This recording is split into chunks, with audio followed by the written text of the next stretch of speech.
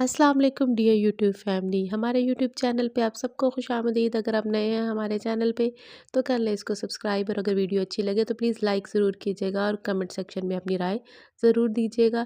तो चलिए शुरू करते हैं। खूबसूरत नावल जिसका नाम है दिल का समंदर। तो चले अपने नावल का आगाज़ करते हैं। दरवाज़ा खोलकर उसने जैसे ही कदम बाहर रखा तो मारे सर्दी के कपकपा के रह गई। अवाइल नवंबर के दिन थे और मुसलसल होने वाली बारिश ने मौसम की शिद्दत को बढ़ा दिया था। पर जवाद अंकल के घर जाना भी तो ज़रूरी था। अपने हल्के से कॉटन के कपड़ों को देखते हुए एक लम्हे के लिए उसका जी चाहा कि स्वेटर पहन ले, मगर अपने मुतनासिब दिलकश सांचे में डले हुए वजूद पर नज़र दौड़ाते हुए उसने आखिरकार खुद को बहला ही लिया। स्वेटर पहनने से उसकी सारी खूबसूरती और रनाई छुप जाती और वो ऐसा नहीं चाहती थी। शायद वो दुश्मन ने जहाँ उसे नज़र भर कर देख ही लेता तो उसकी सारी मेहनत वसूल हो जाती। इम्पोर्टेंट शैम्पू से धुले हुए बाल शानों पर बिखरे हुए थे। मुतनासिब मेकअप से उसके तीखे नकुश मज़ीद उजागर हो गए थे। नाज़ुक जूती में मुकीद गुलाबी पाँव तेज़-तेज़ कदम उठाते हुए गेट से अंदर दाखिल होते ही बजरी की रोश अबूर करते सबसे पहले गुल से उसका सामना हुआ। बस शक्ल देखते ही वो बेख्तियार उसके गले लग गई। मेरा दिल कह रहा था तो तुम आज ज़रूर आओगी। इस मज़बूत गवाही की कोई वजह? उसने मुस्कुराते हुए पूछा। बस ऐसे ही, इसकी कोई ख़ास वजह नहीं। गुल उसे आगे बढ़ने का इशारा किया और लिविंग रूम से ड्राइंग रूम की तरफ जाते हुए एक साने के लिए उसका दिल रुक सा गया। उसने अपनी इस कैफ़ियत पे खुद को मलामत भी की। एक से एक लड़का मेरी फ़ैमिली में भरा पड़ा है, हैंडसम, स्मार्ट और गुड लुकिंग। अब ऐसा यूसुफ़ सानवी भी नहीं है, आम सा तो है। उसने उसने जिहाद से खुद को बहला ही लिया। मास फ़ोन पर किसी से गुफ्तगू में मसरूफ़ था। उसने मशल की आमद का ख़ास नोटिस नहीं लिया। गुल से बातें करते हुए मशल की समाअतें मास की आमद की मुंतज़िर थी। गुल, कल मेरी बर्थडे है, तुम सब ज़रूर आना। उसने कार्ड बैग से निकाल कर उसके सामने टेबल पर रखा तो गुल ने उसकी तरफ माज़रती निगाह से देखा। क्या तुम यहाँ नई-नई आई हो? मेरा मतलब है हमारी फ़ैमिली के बारे में तुम कुछ ज़्यादा नहीं जानती क्या? हमारे यहाँ ऐसे फ़ंक्शन का कोई तसव्वुर ही नहीं है। माशा ने कुछ कहना चाहा, लेकिन फिर कुछ सोचकर खामोश हो गई। तुम बुरा मत मानना, मैं चाहते हुए भी तुम्हारी सालगिरह पर नहीं आ सकूँगी। हाँ, गिफ्ट उधार है मुझ पर। उसके हाथों पर हाथ रखते हुए गुल ने उसे उसके मायूस चेहरे की तरफ देखते हुए सोच-सोच कर लफ्ज़ों का इंतख़ाब किया। मुझे गिफ्ट की कोई ज़रूरत नहीं है। हाँ, अलबत्ता अगर तुम सब आ जाते। तो उसके लहजे से दबा-दबा गुस्सा झाँक रहा था। फिर गुल के रोकने के बावजूद वो हैंडबैग उठाकर तेज़-तेज़ कदमों से बाहर आ गई। बजरी की रोश अबूर करते हुए अपनी झोंक में वो माँ से टकराकर गिरते-गिरते बची। न जाने क्यों मुशल को रोना सा आ गया। माँ समझ में ना आने वाले अंदाज में कंधे उचकाकर अपनी गाड़ी का दरवाज़ा खोलने लगा। बद-इख़लाक़, बदतमीज़, इल मैनर्ड। वो बड़बड़ाई और नीचे गिरा हैंडबैग उठाया। उसने गाड़ी गेट के करीब ही खड़ी की थी। मास की गाड़ी जन से उसके पास से गुजरी तो मारे गैज़ व गज़ब के उसका गुलाबी रंग सुर्ख हो गया। घर पहुंचते ही उसने अपने कमरे में डेक फुल वॉल्यूम में लगाकर कमरे में चक्कर काटने शुरू कर दिए।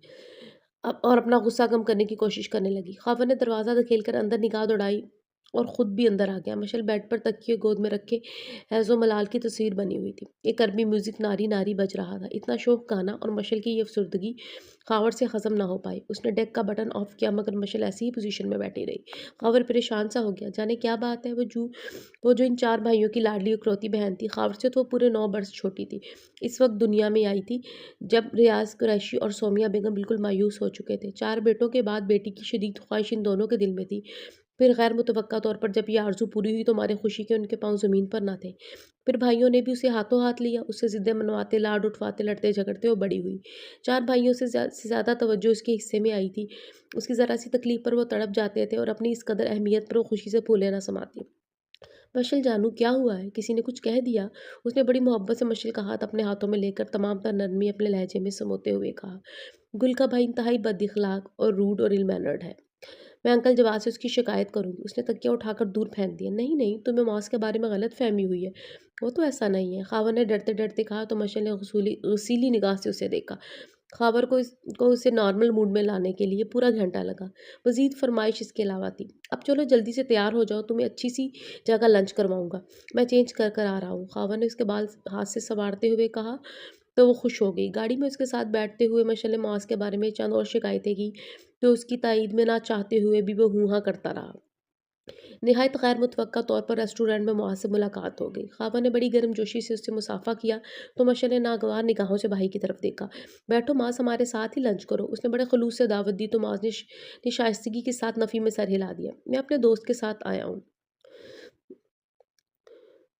कोई बात नहीं, तो दोस्त को भी यहाँ ले आओ। ये कुछ मुनासिब नहीं लगता। उसने सहूलत से इनकार कर दिया तो मशील को ख़ावर पर बेहद गुस्सा आया। ये आप इतनी मिन्नतें क्यों कर रहे थे? अगर वो खुद नहीं आना चाहता, जब वो लिफ्ट नहीं करवा रहा था तो तुम गलत समझ रही हो। वो मिन्नतें नहीं करवा रहा था बल्कि तुम्हारी वजह से कह रहा है। मेरी वजह से? कमाल है, तुम्हें अभी तक पता नहीं चला भाई, मास के ख़ानदान की औरतें पर्दा करती हैं और मास औरत की बहुत इज़्ज़त करता है। भाई ये सब लोग इतने तालीम याफ़्ता हैं, मेरा मतलब है मास के अम्मी अब्बू और बहनें अच्छे ओहदे पर हैं, अंकल जवाद भी, फिर भी इनकी ये दकियानूसियत मेरी समझ से बालातर है। उसने बुरा सा मुँह बनाया। दकियानूसियत से मुराद शायद मुआज़ के ख़ानदान की औरतों का पर्दा है? ख़ावंद ने कहा तो उसने इस बात में सर हिलाया। अपना-अपना लाइफ़स्टाइल है। बहरहाल मैं मुआज़ की वालिदा और उसकी बहनों की बहुत इज़्ज़त करता हूँ। ख़ावंद ने बात ख़त्म कर दी और मशील की तरफ देखा जो बेदिली से इटालियन पुडिंग खा रही थी। साफ लग रहा था खाने पर उसकी तवज्जो बिल्कुल नहीं है। ख़ावंद बिल अदा करके बाहर निकला तो मुआज़ अपने दोस्त को खुदा हाफ़िज़ कह रहा था। ख़ावंद रुक गया तो मशील उसके पास से गुज़र कर अपनी गाड़ी के करीब जा खड़ी हुई। ख़ावंद 15 मिनट के बाद उसके पास वो आया तो मशील ने भाई को देखते ही वो ख़ास से ज़ोरदार आवाज़ में दरवाज़ा खोला और धप से अंदर बैठ गई। उसे एक बार फिर से रोना आ गया।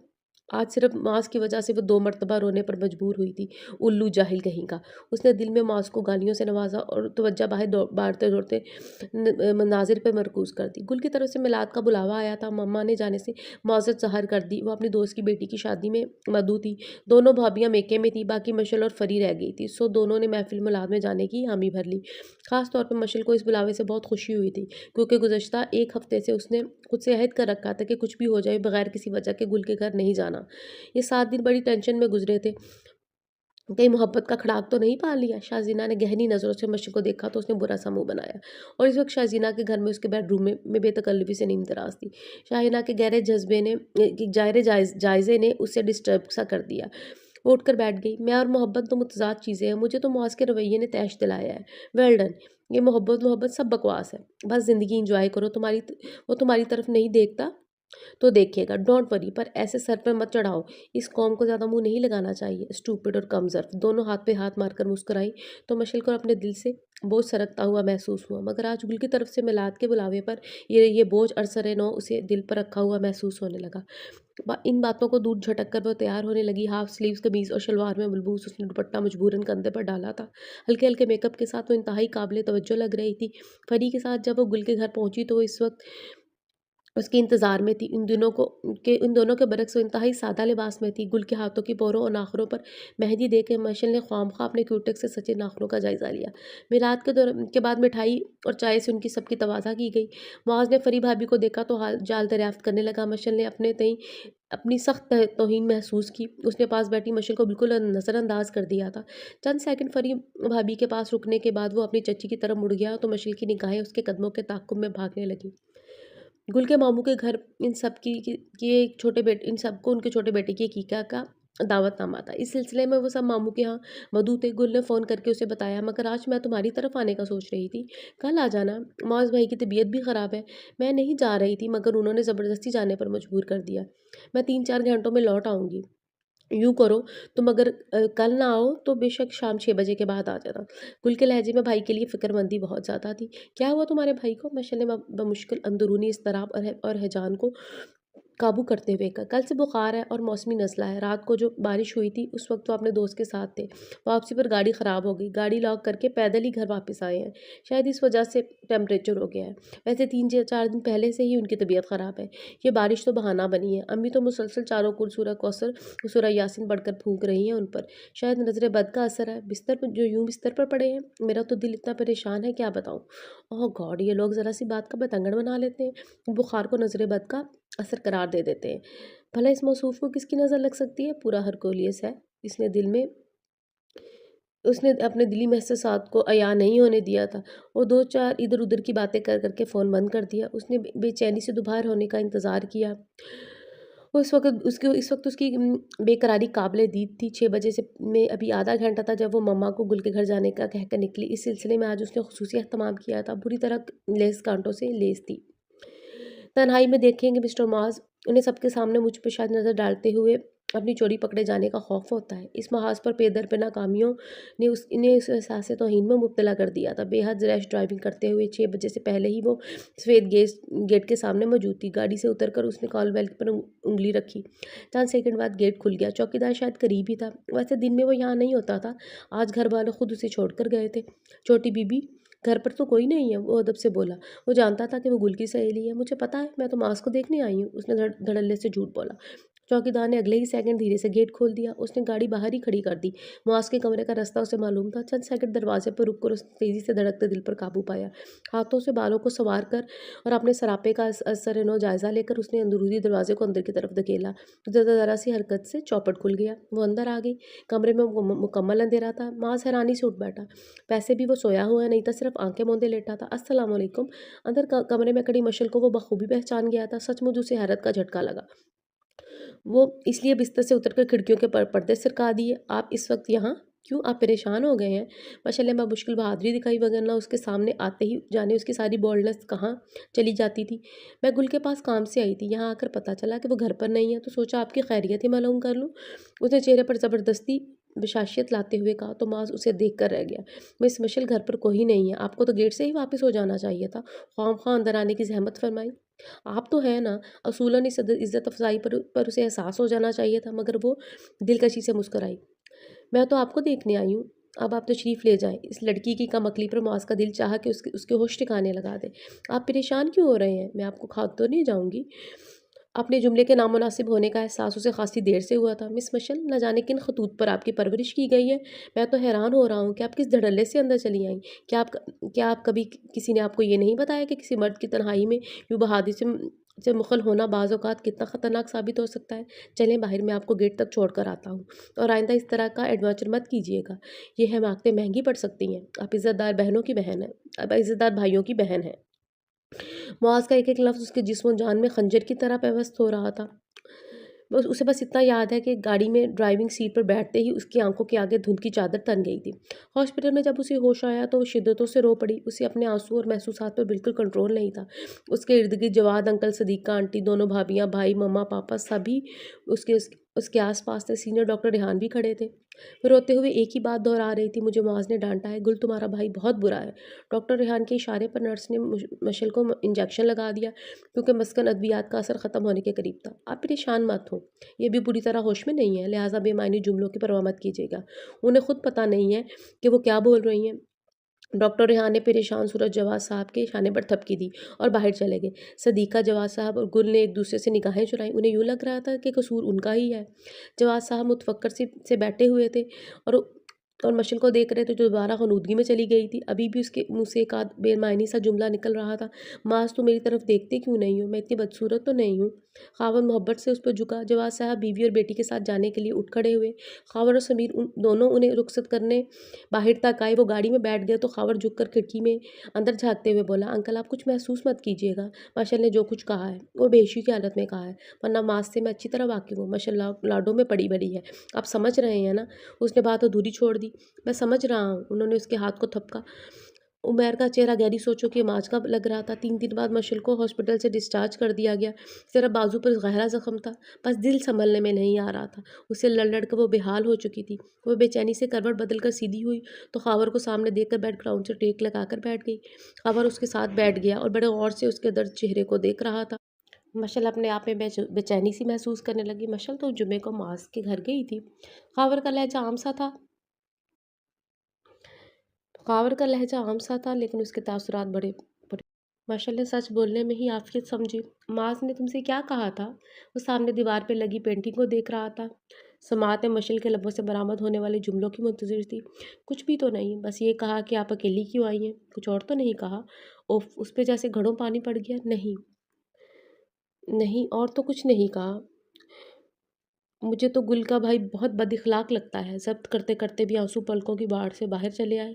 ख़ावा ने उसे अपने साथ लगाया था। फिर तुम वहाँ क्यों गई?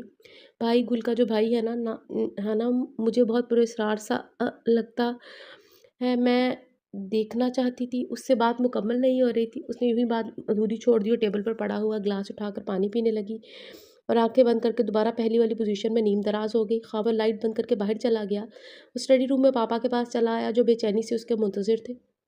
ख़ावर आहिस्ता-आहिस्ता बोल रहा था, उनका चेहरा बतदरीज पुरसुकून होता चला गया। मेरा तो ख़्याल है कि मशल माँ से मुतासिर हो गई है, वो इतनी खूबियों का मालिक है कि कोई भी लड़की उसे बआसानी पसंद कर सकती है। फिर उसने मास के बारे में उन्हें बहुत सी बातें बताई, जो याद आए तो मैं उसके सामने ये तजवीज़ रखूँगा। मेरा गहरा दोस्त है, पुरानी दोस्ती है, अगर दोस्ती रिश्तेदारी में बदल जाए तो इसमें हर्ज ही क्या है? वैसे भी अभी तक मास की बात तय नहीं हुई, मगर खुद से बात करते हुए मैं कुछ अच्छा महसूस नहीं कर रहा। पापा, अब ज़माना बदल रहा है, मास बहुत अच्छा लड़का है, मैं चंद महीनों में ही उससे मुतासिर हो गया हूँ। उसके घर का माहौल, बातचीत, अदब-ओ-आदाब, रख-रखाव, तहज़ीब और शाइस्तगी सचमुच सराहने जाने के लायक है। आप ख़वाम-ख़वाह महसूस कर रहे हैं। गर्ज तो हमारी है ना। फिर मशल की आंखों में मैंने जो दुख देखा है वो मुझसे बर्दाश्त नहीं हो सकता। मैं इससे ज़्यादा खुलकर अब कुछ और नहीं कह सकता। अब 100 साल पहले का ज़माना नहीं है। हम रोशन ख़्याल और पढ़े लिखे तबके से ताल्लुक़ रखते हैं। हमारे यहाँ यह तरीका ज़्यादा मायूब भी नहीं है। ख़ावर बाहर चला गया और वो इसी वक्त उठकर जवाद साहब को फ़ोन करने लगे।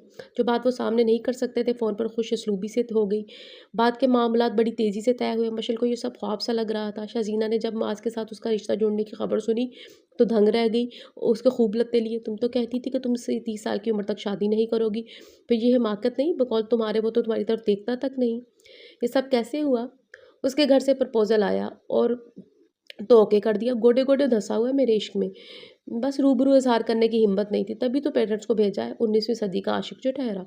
मशल का कहका बेसाख्ता था, तुम इनकार कर देती। शाज़ीना ने मशवरा दिया तो उसने खफ़की से उसे देखा, ख़वामख़वाह इनकार कर देती।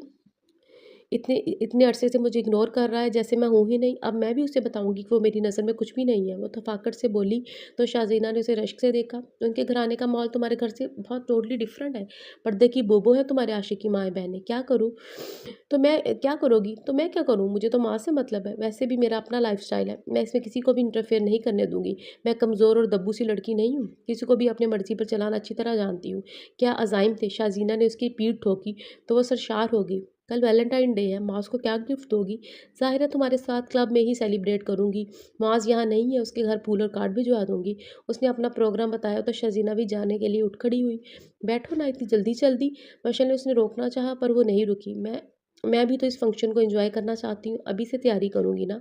वो बाय कहते हुए चली गई। माज़ के घर वाले सादगी से मंगनी की अंगूठी मशल को पहना गए थे। अब शादी का हंगामा ज़ोरों पे था। जब रियाज़ कुरैशी ने बेटी के ससुरालियों को मुश्तरका फंक्शन का दावतनामा दिया, ख़ावर और मशल की इकट्ठी शादी थी। जवाद साहब ने पहले ही रियाज़ साहब पर वाज़ह कर दिया था कि अपने घर में कोई भी मेहंदी माइयों वगैरह की रस्म नहीं करेंगे, ना ही इस सिलसिले में मशल की मेहंदी लाएँगे। रियाज़ साहब ने खुंदा पेशानी से उनकी बात मान ली थी। अब उन्होंने दावतनामा खुद घर आकर दिया तो वो उलझन में फँस गए और सदीक़ा बेगम से मशवरा किया। मौके की नज़ाकत के पेश नज़र उन्होंने रियाज़ कुरैशी के घर जाने का अंदिया दे दिया। अब मौत से बात करना ज़रूरी था। जाने उसका क्या रद्द-ए-अमल होता। घर में मौजूद मेहमान लड़कियों में ये खबर सुनकर खुशी की लहर दौड़ गई। उनके ख़ानदान में ऐसे फंक्शन नहीं होते थे। शादी से निकाह करके रुखसती की जाती थी और बस, ना कोई मूवी, ना ढोलक पार्टी और बैंड बाजा। उनका पुरजोश होना लाज़मी था। जवाद साहब अपनी बात मुकम्मल करके उसका चेहरा देख रहे थे। मुआज़ के तासुरात से साफ नापसंदीदगी और बेज़ारी अयां थी। अब्बू, मुझे ये बात बताने का मकसद क्या है? इसलिए तुम्हें बता रहा हूँ कि तुम भी इस फंक्शन में शिरकत करोगे। उन्होंने गोया उसके 14 तबक रोशन कर दिए।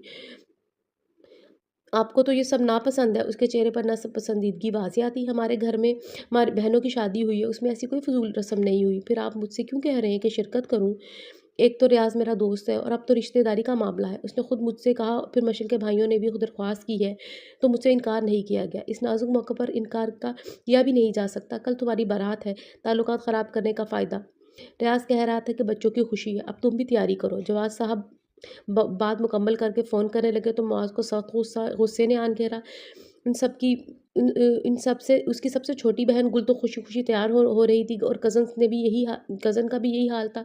कल उसकी बारात थी लेकिन घर के आसार से ऐसी बात ज़ाहिर नहीं हो रही थी, ना लाइटिंग, ना सजावट, ना ढोल और ना तालियों की आवाज़। ले देकर एक डक बचा था जो घर में मौजूद होने वाली लड़कियों के हिस्से में आया था। इसलिए सारी कज़न्स का जोशो-खरोश जिनका ये कहना था कि ये सब कुछ तो हमने सिर्फ ड्रामों में देखा है, चलो इस दफ़ा ये सब देख के हम भी मॉडर्न हो जाएंगे कि दूल्हा-दुल्हन एक दूसरे के सामने बैठे हैं, बैकग्राउंड में गाने बज रहे हैं, डांस हो रहा है और मेहंदी का फंक्शन है। मेहंदी की ये रात गाना बज रहा है।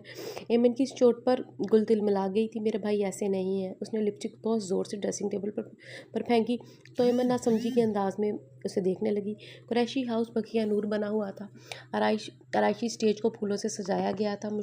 मशल मुसलसल इधर-उधर जाके हदायत जारी कर रही थी।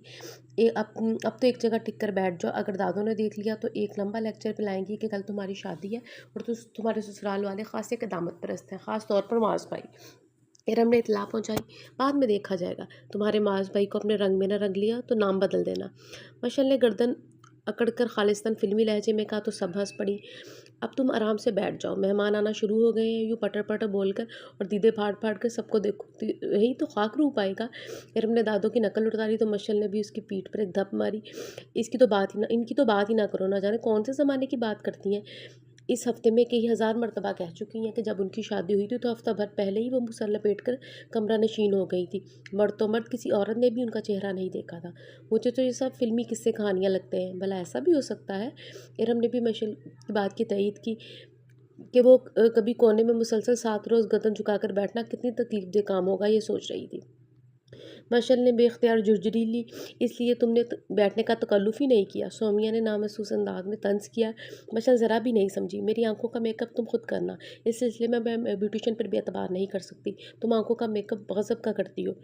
मैं कपड़े बदल लूँ? उसने इरम को एक बार फिर याद दहानी करवाई, जो मेहंदी की ट्यूब पकड़े सोमिया के हाथों पर डिज़ाइन बना रही थी।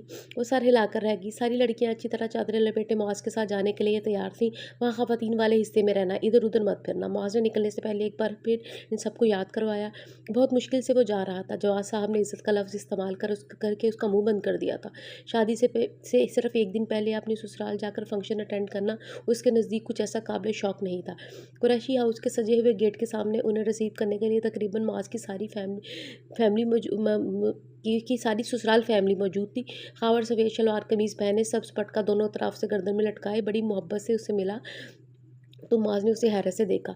वो उसके इस्तेजाब को भाँप गया और कदरे शर्मिंदा लहजे में बोला, ये सब मशल की ज़िद से हो रहा है। एक ही बहन है हमारी और उसकी बात रद्द नहीं कर सकता। असल में हमारे यहाँ फ़ंक्शन में ये सब रस्में होती हैं और मशल के कहने पर कुछ और रस्में भी शादी में शामिल की गई हैं। उसने एक मशहूर बैंड को भी बुलाया है जो आज परफ़ॉर्म करेगा। उम्मीद है कि तुम एन्जॉय करोगे। ख़ावर चलते-चलते बता रहा था। उसके लहजे में बहन के लिए मोहब्बत थी। ख़ावर के पास से तेल और उपटन की खुशबू भी आ रही थी। एक हाथ में मेहंदी के गुल बूटे भी दिखाई दे रहे थे। 3 दिन पहले ही ख़ावर की तेल और उपटन की रस्म हुई थी। मशल ने ज़िद करके ख़ावर को इन सब रस्मों में भरपूर हिस्सा लेने पर आमादा किया था। तभी तो उसका हिशर हो रहा था। स्टेज के सामने सोफ़े रखे हुए थे जिनको सब रंग के कवर से ढांपा गया था। सामने वसी खाली जगह पर सब्ज़ दरियाँ और चांदनियाँ बिछाई गई थी। बुलंद आवाज़ से गाने बज रहे थे। मुबारक हो, तुमने शर्त जीत ली। फूली सांसों समेत भागती हुई उसकी कज़न आई। मशल का चेहरा खुशी से जगमगा उठा। और कौन से कपड़े पहने हुए? उसने पूछा तो अरियम शरारती निगाहों से उसे देखने लगी। खुद ही देख लेना, ख़ावर भाई के ससुराल वाले भी आ गए हैं। वो उसे छेड़ रही थी। प्लीज़ इरम बताओ ना, उसका हाथ थाम कर बोली तो उसने कहा, सफ़ेद कलफ लगा शलवार कुर्ता। फिर तो अच्छी बात है। तुम यूँ करो, ये सब पटका उन्हें दे दो। सारे लड़कों ने गले में डाले हुए। जब डांस पार्टी होगी तो सारे लड़कों में वो अच्छे नहीं लगेंगे। मशल ने सब पटका उसके हाथ में थमाया तो वो बोली, तुम अभी से इतनी इज़्ज़त करने लगी हो उनकी? उन्हें उन्होंने कह के बुला रही हो? कहाँ गए वो बुलंदो-बाग दावे? ये करूँगी, वो कर दूँगी, मैंने ना झुकाया तो मेरा नाम बदल देना, वगैरह-वगैरह। अब भागो यहाँ से। मशल सुनी अनसुनी करती फूलों का ज़ेवर पहनने लगी। इरम चंद मिनट बाद वापस आ गई। मुआज़ भाई ने वापस कर दिया है। कह रहे थे कि किसी और को दे दो और वो ये नहीं पहनेंगे। साथ ये भी कह रहे थे कि इनकी ज़रूरत लड़कियों को ज़्यादा है। इरम ने जूं का तूं जवाब दोहराया तो मशल का चेहरा अपनी बात ठुकराए जाने के एहसास से सुर्ख हो गया। उसने बाकी सहेलियों और कज़न्स बाहर मेहमानों का इस्तकबाल करने में मसरूफ़ थी, वरना कितना मजाक उड़ाती। गुस्सा आता तो गोया जिन चढ़ जाता था और जो चीज़ें नज़र आती वो उनको तोड़ फोड़ देती। इस वक्त गुस्सा ज़ाहिर करने का मौका नहीं था। फिर भी उसने कलाई में पहना हुआ मोतिया का गजरा ही नोच दिया। मिस्टर मॉस, कल बताऊंगी तुम्हें। उसने दिल में तहैया किया और नए सिरे से मेकअप ठीक करने लगी। दोस्तों के साथ ख़ावर स्टेज पर आ चुका था। मशल अपनी दोस्तों और कज़न के साथ सहज सहज चलती भाई की तरफ आ रही थी। सब्ज़ लहंगे और चोली में मलबूस फूलों के ज़ेवर से रास्ता उस पर शाखे गुल का सा घुमा हो रहा था। ख़ावर के साथ मास बैठा हुआ था। मशल के भाई उसे वीवीआईपी की हैसियत दे रहे थे। मशल भाई के सामने नीचे ज़मीन पर पंजों के बल बैठ गई और ख़ावर के उल्टे हाथ पर ज़रा सी मेहंदी लगाकर रस्म का बाकायदा आगाज़ किया। दबे दबे कहकों की आवाज़ उभरी। उसने चोर निगाहों से ख़ावर के साथ बैठे मास को देखा। कितनी हसरत थी कि काश वो यहाँ बैठकर पूरा फंक्शन अटेंड करती, मगर दादों की हदायत पे वो दिल महसूस कर रह गई। लेकिन कपड़े उसने अपनी मर्ज़ी के इसके डिज़ाइन करवाए थे। चोली की आस्तीनें सिरे से नहीं थी और गले के आगे और पीछे से खासा गहरा था। दादों ने आखिरी वक्त में उसकी तैयारी को देखा तो सर पीट लिया और उसी वक्त अपना कुंदन का भारी हार निकलवा कर उसे पहनाया और दुपट्टा खुद उन्होंने अपने हाथों से उसे उड़ाया था। भाई को मेहंदी लगाकर फ़ौरन आ जाना, वहाँ जमकर बैठने की ज़रूरत नहीं है, सारा रूह तबाह हो जाएगा, फटकार बरसेगी चेहरे पर। उन्होंने हज़ार बार का कहा, जुमला नए सिरे से दोहराया तो मशील के चेहरे के ज़ाविये बिगड़ गए। इधर भी देख लो, एक नज़र ख़ावर के दाईं जानिब, उन्हें भी मेहंदी लगा दो, लड्डू खिला दो। ढीम में से आवाज़ आई, नफ़रत होने की क्या ज़रूरत थी? उसने सामने पड़ी मेहंदी उठाई, मुआज़ की तरफ हाथ बढ़ाया। जी नहीं, मुझे इसकी ज़रूरत नहीं। रूखा सा लहजा था, मशील का हाथ वहीं रुक गया। हार गई, ज़ोर शोर से इस जुमले की तकरार हो रही थी। बेहद हद तक महसूस करते मशील स्टेज से उतर कर अंदर गई तो ज़िंदगी में पहली बार दादों को इस सादतमंदी पर प्यार आया। ठीक किया जो वहाँ बैठी नहीं। मौस के घर वाले भी आए हुए हैं जो तुम्हारे बयान के मुताबिक कदामत पसंद है। उन्हें ये सब कहाँ पसंद होगा? लड़की वैसे भी बाद में ससुराल और शौहर के रंग में रंगना पड़ता है। दिल से तो मुझे भी पसंद नहीं था जो तुम सबके सामने जाकर ख़ावर को मेहंदी लगाती, पर तुम्हारे भाई और मामा का कहना है कि तुम्हारा इस घर में आखिरी दिन है। अपनी मर्जी से से जो करना चाहती हो करो। दादों ने बहुत उसके सुर्ख पड़ते हुए चेहरों को देखा। वो दादों के तख्त पर बैठकर फूलों को नोच रही थी। उसने दादों की बात पर बिल्कुल ध्यान नहीं दिया था। वो अपनी सोचों में मगन थी। ये लोग तो 18वीं सदी में सांस लेते हैं। गुल अच्छी अच्छी खासी खूबसूरत है, दुपट्टा चारों तरफ फैलाकर ओढ़ रखा है, सारी खूबसूरती छुप कर रह गई है। और ये शख्स जो हमारे घर इस वक्त खूबसूरत महफिल में आया है, क्या एक नज़र मेरी तैयारियों को देख नहीं सकता था? अगर वो देख लेता तो क्या था? मेरे सामने बन रहा है। बाज़ मर्द होते हैं लेकिन याद रखना, मैं भी मैदान में यूं ही नहीं उतरी, हमेशा अपनी मर्ज़ी की है मैंने। मैं भी वही करूँगी। शाहज़ीना कहती है कि अगर पहले मरहले पर भी औरत मर्द से शिकस्त खाए तो इसका मतलब ये है कि वो हमेशा महकूम बनकर रहेगी।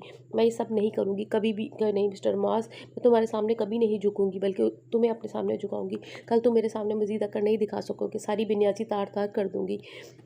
और अगर ऐसा ना किया तो मशील कुरैशी नाम नहीं मेरा। मुआज़ बिस्तर पर लेटा हुआ था, मगर नींद उसकी आंखों से कोसों दूर थी। मशील के बारे में पहले उसका ख्याल था कि वो काफ़ी मॉडर्न है और कदरे अहमद भी। उसकी समझदारी का खाना भी उसे खाली ही महसूस हुआ था। ये शायद उसके लाडले होने की वजह से था, पर अब उसकी ने अपने ख्यालात में तरमीम कर ली थी। मुआज़ का पूरा घराना ही एक ख़ास किस्म के असूल के मुताबिक ज़िंदगी गुजारता था, और उनके किसी रवैये या अमल से अमारत का इजहार नहीं होता था। शान और घमंड तो बहुत दूर की बात है। उसकी उसकी औरतें खुद को ढांप कर घर से निकलती थी और सबकी सब आला तालीम याफ्ता थी। मुआज़ की दोनों बड़ी बहनें एक बहुत पढ़े लिखे घराने में ब्याह कर गई थीं। ऐसा नहीं था कि मुआज़ औरत को घर में कैद रख ये वो औरत में को घर में कैद रखने का कायल नहीं था, लेकिन उसका ये मानना था कि आइंदा आने वाली नस्लों के अच्छे और बुरे होने और बिगड़ने का दारोमदार औरत की ज़ात और उसकी सलाहत थी। दूसरी शादी के बाद पोस्ट ग्रेजुएट कर रही थी और अपने शौहर के साथ मुल्क से बाहर थी। और गुल ने बीएससी करने के बाद आजकल घर पे ही रहती थी। उसकी शादी का मसला भी ज़ेर गौर था। जवाद साहब और रियाज़ कुरैशी पुराने दोस्त थे। हमें रोज़ लगा ने दोनों को दूर कर दिया था। जवाद साहब रिटायरमेंट के बाद अपने आबाई शहर आए, जहाँ रियाज़ कुरैशी बरसों से मुकीम थे। दोनों दोबारा से मुलाकातों की तजवीज़ हुई और एक फ़ंक्शन में मशल ने पहली बार मुआज़ को देखा। 2-3 बार सामना होने पर मुआज़ ने मशल को खासी तवज्जो नहीं दी तो उसे भी ज़िद हो गई।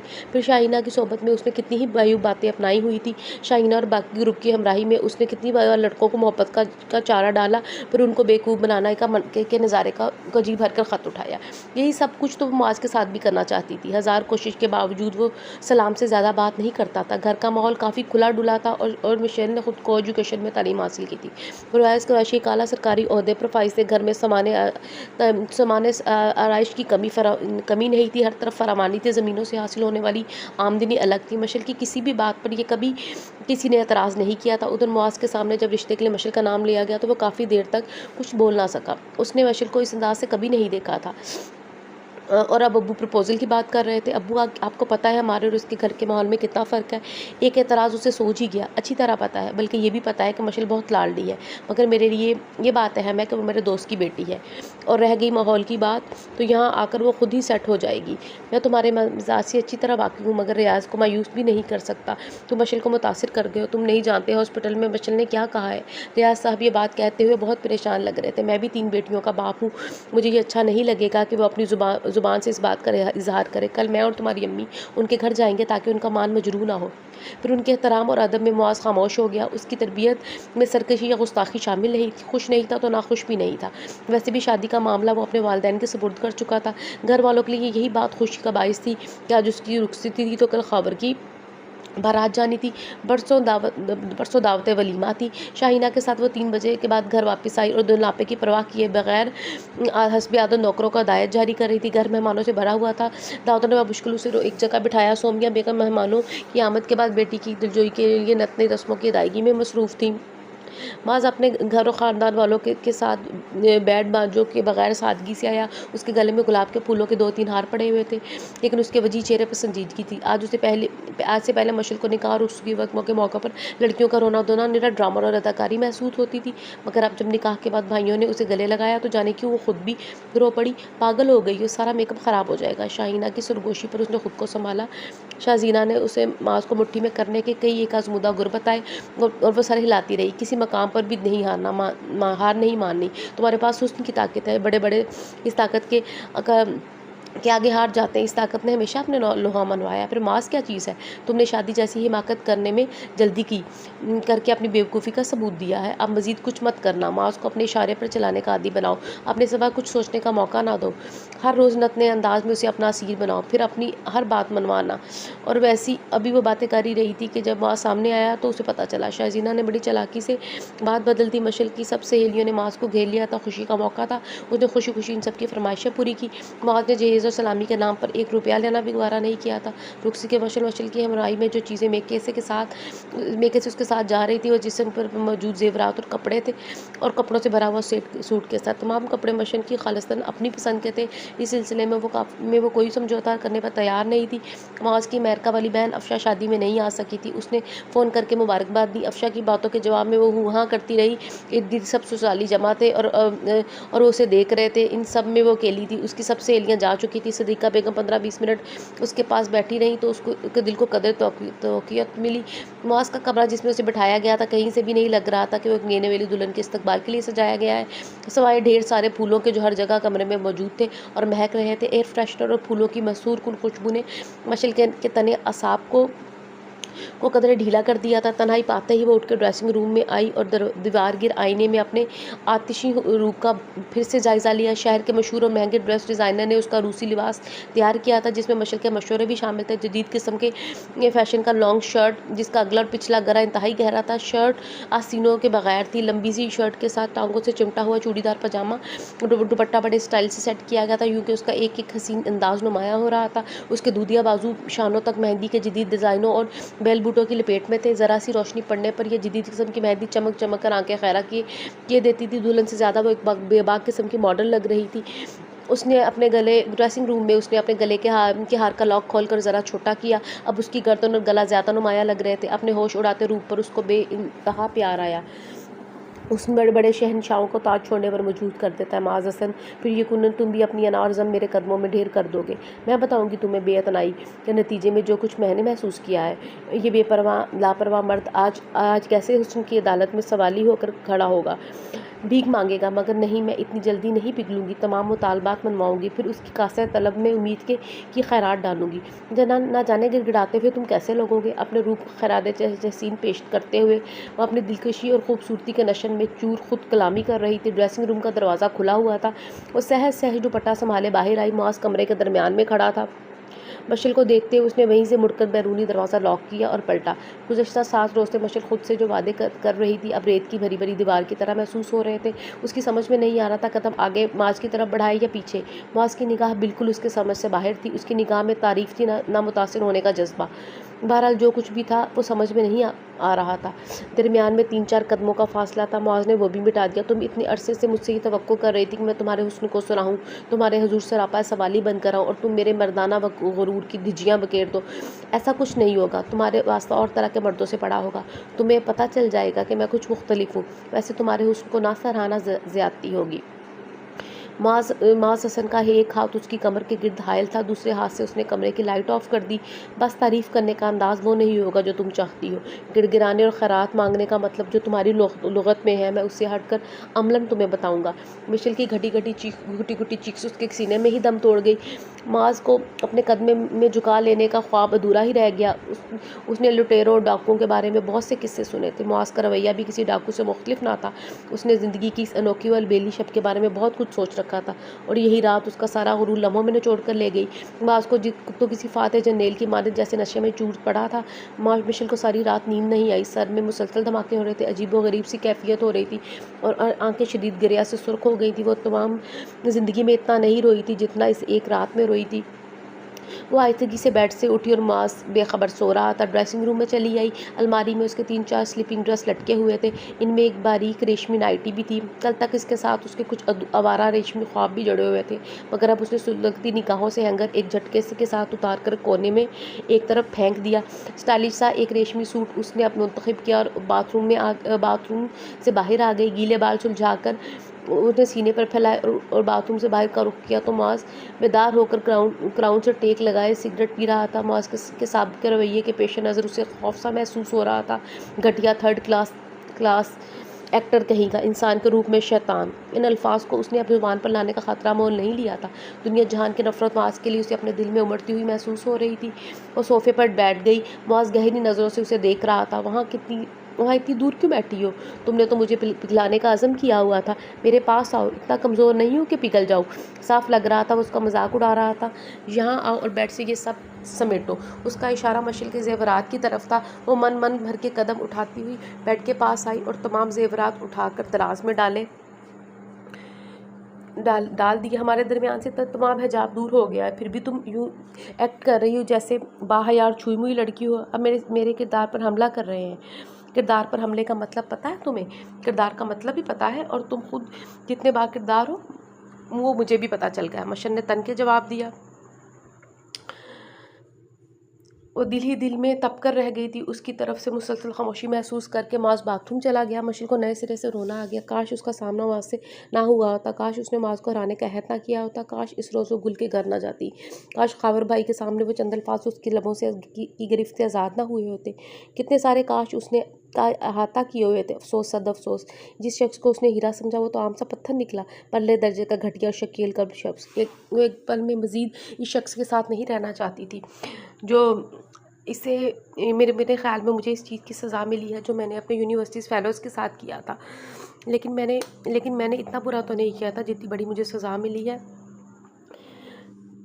मेरे साथ बहुत बड़ा धोखा हुआ है। मेरा जुर्म इतना बड़ा भी नहीं था। मामा आप आएंगी तो मैं उन्हें सब बताऊंगी। हाँ, मास बाथरूम से बरामद हुआ तो उसने फ़ौरन आंसू साफ किए। मेरे बारे में सोच रही थी ना? शायद एक को मेरी बदसलूकी के बारे में बताने का इरादा है। कहीं अखबार में इश्तिहार छुपाने का प्रोग्राम तो नहीं जिस पर उजले हरूफ में सुर्खी लगी होगी 21वीं सदी की मजलूम औरत? अगर ऐसा सोच रही हो तो अमल मत कर बैठना। अब के मास का लहजा बेहद सख्त था। 10 बजे के करीब शाहजीना और उसकी दूसरी सहेलियाँ आ गई। माज ने हंसकर खुश दिली से उन सब का इस्तकबाल किया और बेबाक जुमलों का बड़ी बर्जस्तगी से जवाब दिया। गुल नाश्ता लाई तो मशल ने मुश्किल तमाम चंद नवाले ने डट कर नाश्ता किया। मशल के चेहरे से साफ लग रहा था कि उसकी तबीयत ख़राब है। गुल ने उसे डिस्प्रिन की 2 गोलियां दी तो उसने मनमूम नज़रों से उसकी तरफ देखा। कुछ देर बाद ही उसकी आंखें नींद से बोझल होने लगी और उसे पता ही नहीं चला कि कब वो सो गई। 5 बजे के करीब सदीक़ा बेगम ने उन्हें जगाया कि वो ख़ावर की बारात में जाने के लिए तैयार हो जाए। गुल ने इस सिलसिले में उसकी मदद की। वो आज भी बेहद खूबसूरत लग रही थी, लेकिन आज चेहरे पर बाकी नहीं थी। आज उसके सरापे में सब कुछ नहीं था। निगाहें भी अनजाने खौफ से झुकी हुई थी। पूरी तकरीब में वो खामोश रही। इसकी खामोशी को शाहजीना ने भी नोट किया। एक रात में ही बदल गई हो, किसी को लिफ्ट ही नहीं करवा रही। गुल पास थी, वरना वो ज़रूर उसका जवाब देती। महज मुस्कुरा कर रह गई। खावन की तुरंत घर आ गई। सब ने उसकी पजीराई शुरू कर दी। खावर बहुत ज़्यादा खुश लग रहा था। बहुत सालों से वो राहत का मुंतज़िर था। बस राहत की पढ़ाई जालिम समाज बनी हुई थी। जो ही उसकी तालीम मुकम्मल हुई, खावर ने शादी की जल्दी बता दी। अब राहत उसके ख्वाबों की ताबीर बनी उसके पहलू में थी। बशर को लग रहा था और यहाँ होते हुए भी इस मंजर का हिस्सा नहीं है। सबके चेहरों पर सुकून और इत्मीनान था। उसके अंदर एक भामड़ चल रहे थे। उसका वापसी को जी नहीं चाह रहा था। जी चाह रहा था भी चीख कर भरे घर में मौज के चेहरे से नकाब उतार दे। उसके भाई भाभियाँ, मम्मा पापा सब मौज के आगे पीछे जा रहे थे। मम्मा कमरे में नई दुल्हन के पास गई तो मशल भी पीछे पीछे चले आई। सब बहुत खुश लग रहे थे। गुल यार देखो मेरी तबीयत ख़राब हो रही है। उसने रूहान से लहजे में पास से गुजरती गुल को रोक लिया। यह ऐलान था इस बात का कि मम्मा भी लाडी बेटी की खामोश फरियाद सुन ले। उसके पास चली आई। तुम्हें तो सचमुच बुखार है। अगर तुम्हारी तबीयत यूँ ही ख़राब रही तो कल के फंक्शन में शिरकत कैसे होगी? ज़रा सी देर में ही सब उसके पास चले आए। माँ उसको भी खबर हो गई। क्या हो गया तुम्हें? शायद किसी की नज़र लग गई है। वो मम्मा के इस तबसरे पर खामोश ही रहा। ख़ावर अभी सब कुछ छोड़कर बहन के पास आया। मैं भी डॉक्टर मुमताज़ को फ़ोन करता हूँ। फ़ोन की तरफ लपका तो माज़ ने नरमी से रोक दिया। हम घर जा रहे हैं, वही डॉक्टर आ जाएगा। ख़ावर रुक गया। माज़ के इस जुमले के बाद किसी बात की गुंजाइश ही नहीं रही थी। मशील की खामोश निगाहें फ़रियाद कर रही थी कि अब सब मुझे भेड़िए के भट्ट में बेच रहे हैं, जिसने सारी शक्ल का नकाब पहन रखा है। उसकी साकत चीखें अंदर ही अंदर बैन करके घुट रही थी। उसकी वापसी के 10 मिनट बाद ही डॉक्टर भी आ गया, जो मुआज़ का पुराना दोस्त था। आपको क्या हो गया है? कल तक तो आप बहुत खुश व खुर्रम थी भाभी साहिबा। शरारत से बोला तो वो दांतों में जब लब कुचलने लगी। मेरे ख्याल में आपको मुकम्मल आराम और सुकून की ज़रूरत है। वो मशवरा देकर रुखसत हो गया। सदीक़ा बेगम ने दूध के साथ दवाई दी तो 10 मिनट बाद ही उसके पलकें बोझल हो गई। सुबह वलीमे की तकरीब में वो खुद को कदरे पुरसुकून महसूस कर रही थी। शाम को मम्मा और तीनों भाभियाँ उसे लेने आईं, क्योंकि ख़ावर का वलीमा रात को था। वो पूरी तैयारी से रुखसत हुई। अब उसे इस घर में वापस आने की कोई तमन्ना नहीं थी, ना मौज की शक्ल देखने की। वो अपने घर में वापस आई तो आती उसकी जिंदा दिली लौट आई। रात देर राहत और ख़ावर के साथ खुशियों शोखियों में मसरूफ़ थी। मामा को ही उसे सोने का कहना पड़ा। माँ उसके कमरे में उसके बेड पर नीम दराज था। मशल के तक को तो तलवों में लगी और सर पे बुझी। ससुराल में 2 दिन उसने सहम सहम को गुजारे थे। यहाँ आकर उसकी सारी बहादुरी उसके वजूद में फिर से जमा हो गई थी। मैं यहाँ नहीं सोऊंगी, उसने दांत पीसते हुए एक एक लफ्ज़ अदा किया और वापसी के लिए मुड़ी। माँ ने इससे पहले दरवाजे तक पहुँचा दरवाज़ा लॉक घुमा दिया। क्यों? मुझसे इतनी जल्दी दिल भर गया? उसने मुस्कुराते हुए पूछा तो मशल तर कर उसके सामने आ गई। मैं तुम्हें एक लम्हा भी बर्दाश्त नहीं कर सकती, तुम्हारी शक्ल भी नहीं देखना चाहती। अब तो मजबूरी है। मैं किसी मजबूरी को नहीं मानती। मशल ने तन कर कहा, मगर अब तो मानना पड़ेगा, क्योंकि अपनी फ्रेंड्स के सामने तुमने मुझे हराने का अहद किया है। मैं ज़रा उल्टी खोपड़ी का आदमी हूँ। चुपचाप यहाँ सो जाओ। तुम्हारी तरह मुझे भी तुमसे कोई दिलचस्पी नहीं है। तुम सच कह रहे हो? बिल्कुल 100% सच कह रहा, मैं झूठ नहीं बोलता। तो उस दिन वो सब क्या था? तुम्हारा अपना कहा तुम्हारे सामने आ गया था। वो मज़े से बोला तो मशल ने खामोशी ही में आफियत समझी। मुआज़ ने अपने वादे के मुताबिक सचमुच उसे लातौलगी इख्तियार कर ली थी। सबके सामने वो उसे अच्छे तरीके से पेश आता। मशल सुबह नाश्ते करने के बाद मैके फ़ोन करती, ड्राइवर के साथ चली जाती, सारा दिन वहीं गुजार कर शाम के बाद ही आती। मुसलसल 1 माह से वो इस मामूल पे कारबंद थी, यहाँ तक कि मुआज़ की पोस्टिंग इस्लामाबाद हो गई। उसने रोना धोना मचा दिया कि अब अपने घर वालों से दूर नहीं जाना चाहती। अम्मी और भाभियाँ और ख़ावर भी उसे बहुत समझा चुके थे। वो संभलने में नहीं आ रही थी। आखिरकार मुआज़ ने ट्रम्प कार्ड खेलने का फ़ैसला किया। मशल, तुम्हें मेरे चौगल से आज़ादी चाहिए या नहीं? उसने फ़ौरन इस बात में सर हिलाया। तो फिर मेरे साथ फ़ौरन चलो। ये बात याद रखना कि इनकार की सूरत में मैं तुम्हें ज़बरदस्ती भी ले जा सकता हूँ और कोई मुझे नहीं रोक सकता, ना तुम्हारे डैडी, ना मम्मा, ना ही भाई जिन पर तुम बहुत इतराती हो। फिर सचमुच मैं तुम्हारी ज़िंदगी काबिल रहम बना दूँगा। बेहतर यही है कि सीधी तरह मान जाओ। अगर मैं ये तमाम बातें पापा को बता दूँ तो? वहाँ उसकी धमकी ने उसे लर्जा दिया था। तो मैं तमाम बातों से मुकर जाऊँगा, मगर तुम अपना इबरतनाक अंजाम याद रखना, क्योंकि मेरे ताल्लुकात जिन लोगों से हैं तुम उनके बारे में तसव्वुर तक नहीं कर सकती। मुआज़ के ठंडे लहजे ने उसे झिझोड़ कर रख दिया था। मैं तुम्हारे साथ इस्लामाबाद जाऊँगी। उसने इतनी जल्दी रंग बदला कि मुआज़ भी हैरान रह गया। उनके जाने के बाद की वजह से अलविदाई दावतें धड़ाधड़ हो रही थी। उसने दुखते दिल के साथ जाने की तैयारी की। सदीक़ा बेगम, रियाज़ अंकल, गुल, उसकी बड़ी नंद, मशल के घर वाले सब रुखसत करने एयरपोर्ट तक आए तो वो पापा के गले लगी। आखिरी बार उसका दिल चाहा कि मुआज़ के बारे में सब बता दे, लेकिन क्या बताए? वो सबसे हंस के मिल रहा था। पापा ने बड़ा गर्मजोशी से उसे मुसाफा किया। मशल के बारे में आप बिल्कुल भी फ़िक्रमंद नहीं होंगे। वो उनकी तरफ रुख करके बोला तो मशल खामोशी से फरियाद कुना निगाहों से उन्हें देख रही थी। वो अभी भी इस्लामाबाद पहुँचे थे। मशल घर का सरसीदा जायज़ा लेकर एक कमरे में ढेर हो गई। घर साफ़ सुथरा था, हर चीज़ कनीने से सेट थी। लग रहा था सफाई और झाड़ पोंछ बाकायदगी से होती रही है। वो वहीं बैठे बैठे सो गई। मुआज़ की आवाज़ देने पर उसने मदी मदी आँखें खोल की तो कमरे में लाइट जल रही थी, जो इस बात का सबूत थी कि बाहर पहाड़ों पर रात उतर आई है। आंखें और जहन खोलो, मेरी बात गौर से सुनो। अजनबी, तेवर और सर्द लहजा। मशल फ़ौरन सीधी होकर बैठ गई। जहाँ पे तुम इस वक्त मौजूद हो ये तुम्हारा कमरा है। तुम यहाँ इत्मीनान से रह सकती हो, क्योंकि मैं अपने गिर्द तुम्हारी मौजूदगी बर्दाश्त नहीं कर सकता। मैं भी तुम्हारी मौजूदगी पसंद नहीं करती। वो तुर्की बतरकी बोली तो मुआज़ के तेवर बिगड़ गए। आज आखिरी बार मैं इस बदतमीज़ी के लिए तुम्हें माफ़ कर रहा हूँ। आइंदा एहतराम से बात करना। मैं शोहर हूँ तुम्हारा, नौकर नहीं हूँ। उसने वार्निंग दी तो मशल यकलख्त चुप हो गई। यहाँ तुम्हें मेरे तरीके के मुताबिक ज़िंदगी गुजारनी पड़ेगी। पहले पहले ऐश भूल जाओ। और जो तुमने वहाँ कहा था कि तुम्हें मेरे चुंगल से ज़्यादा चाहिए या नहीं, उसने उसने उसे आराम से कहा। उसने डरते डरते सवाल किया तो माँ ने अजीब निगाहों से उसे देखा। तुमने अपनी फ्रेंड्स के साथ मेरे बारे में शर्तें लगाई थी ना कि मैं भी तुमसे एक शर्त लगाता हूँ। वो जानती हुई निगाहों से उसका चेहरा देख रहा था। मैं हर शर्त मानने के लिए तैयार हूँ। सोच लो, हर बात में इतनी उजल पसंदी अच्छी नहीं होती। मेरी बात पर गौर करना, फिर जवाब देना। वो उठ खड़ा हो गया। किचन में मुलाजमा खाना पका रही थी। तैयार हो जाए तो आकर खा लेना। बाहर चला गया। मशल ने हिलते हुए पर्दे को देखा। उसने अकेले कमरे को मालिकाना अंदाज में देखा, दरवाज़ा लॉक किया और बेपरवाही से सो गई। यहाँ मुआज़ नाम का अफरीत नहीं था। वो जिस तरह चाहे आराम कर सकती थी। मुआज़ से आज़ादी के बाद मैं किसी कदरदान से शादी करूँगी। उसने आंखों में एक ख्याल से चमक भर ली। इस संगीन शख्स की हर शख्स कबूल कर लूँगी। शायद उसे दौलत और जायदाद की ज़रूरत है, इसलिए शर्त की बात कह रहा है। बहरहाल जो कुछ भी हुआ देखूंगी। घड़ी के टन टन ने उसके ख्यालात को धर्म भरम कर दिया। उसने वॉल क्लॉक की सिर्फ देखा, वे पूरे 11 बजा रहे थे। खिलाफ मामूल सुबह उसकी आंख जल्दी खुल गई थी। शायद यह अजनबी माहौल की वजह से था। उसने ज़ोरदार अंगड़ाई ली। ग्लास डोर से धूप की किरणें चन चन कर अंदर आ रही थी। उसने दोबारा सोने का इरादा मुलतवी कर दिया। कमरे से बाहर आई तो अपने सिवा घर में किसी की भी मौजूदगी के आसार नजर नहीं आए। उसने डरते डरते साथ वाले कमरे के दरवाजे को अंदर की तरफ धकेला। कमरा खाली था। बेड पर चादर सलीके से बिछी हुई थी। हर चीज़ अपनी जगह करीने से धरी हुई थी। वो किचन में चली आई। उसे अब भूख लग रही थी। रात को अपनी भूख ना होने की वजह से उसने बराए नाम ही खाया था। शेल्फ पर हॉटपॉट धरा हुआ था। चूल्हे पर चाय की केतली भी मौजूद थी। उसने हॉटपॉट का ढक्कन उठाया। सिंके हुए टोस्ट और फ्राई अंडे मौजूद थे। चाय भी गर्म थी। वहीं बैठकर नाश्ता करने लगी। खाने के बाद समझ नहीं आ रहा था कि क्या करे। चंद सेकंड वहीं बैठकर वो और करती रही। अब अगर मैं चाहूँ तो चुपचाप यहाँ से निकल जाऊँगी। नहीं नहीं, अगर ये अपनी धमकी पर अमल कर बैठा तो ये तरीका मुनासिब नहीं। मतलब निकलवाने के लिए गधे को भी बाप बनाना पड़ता है। कुछ अर्से के लिए सब कुछ फरामोश करना पड़ेगा। आगे की आगे देखी जाएगी। फिलहाल तो चलकर घर का जायज़ा लिया जाए।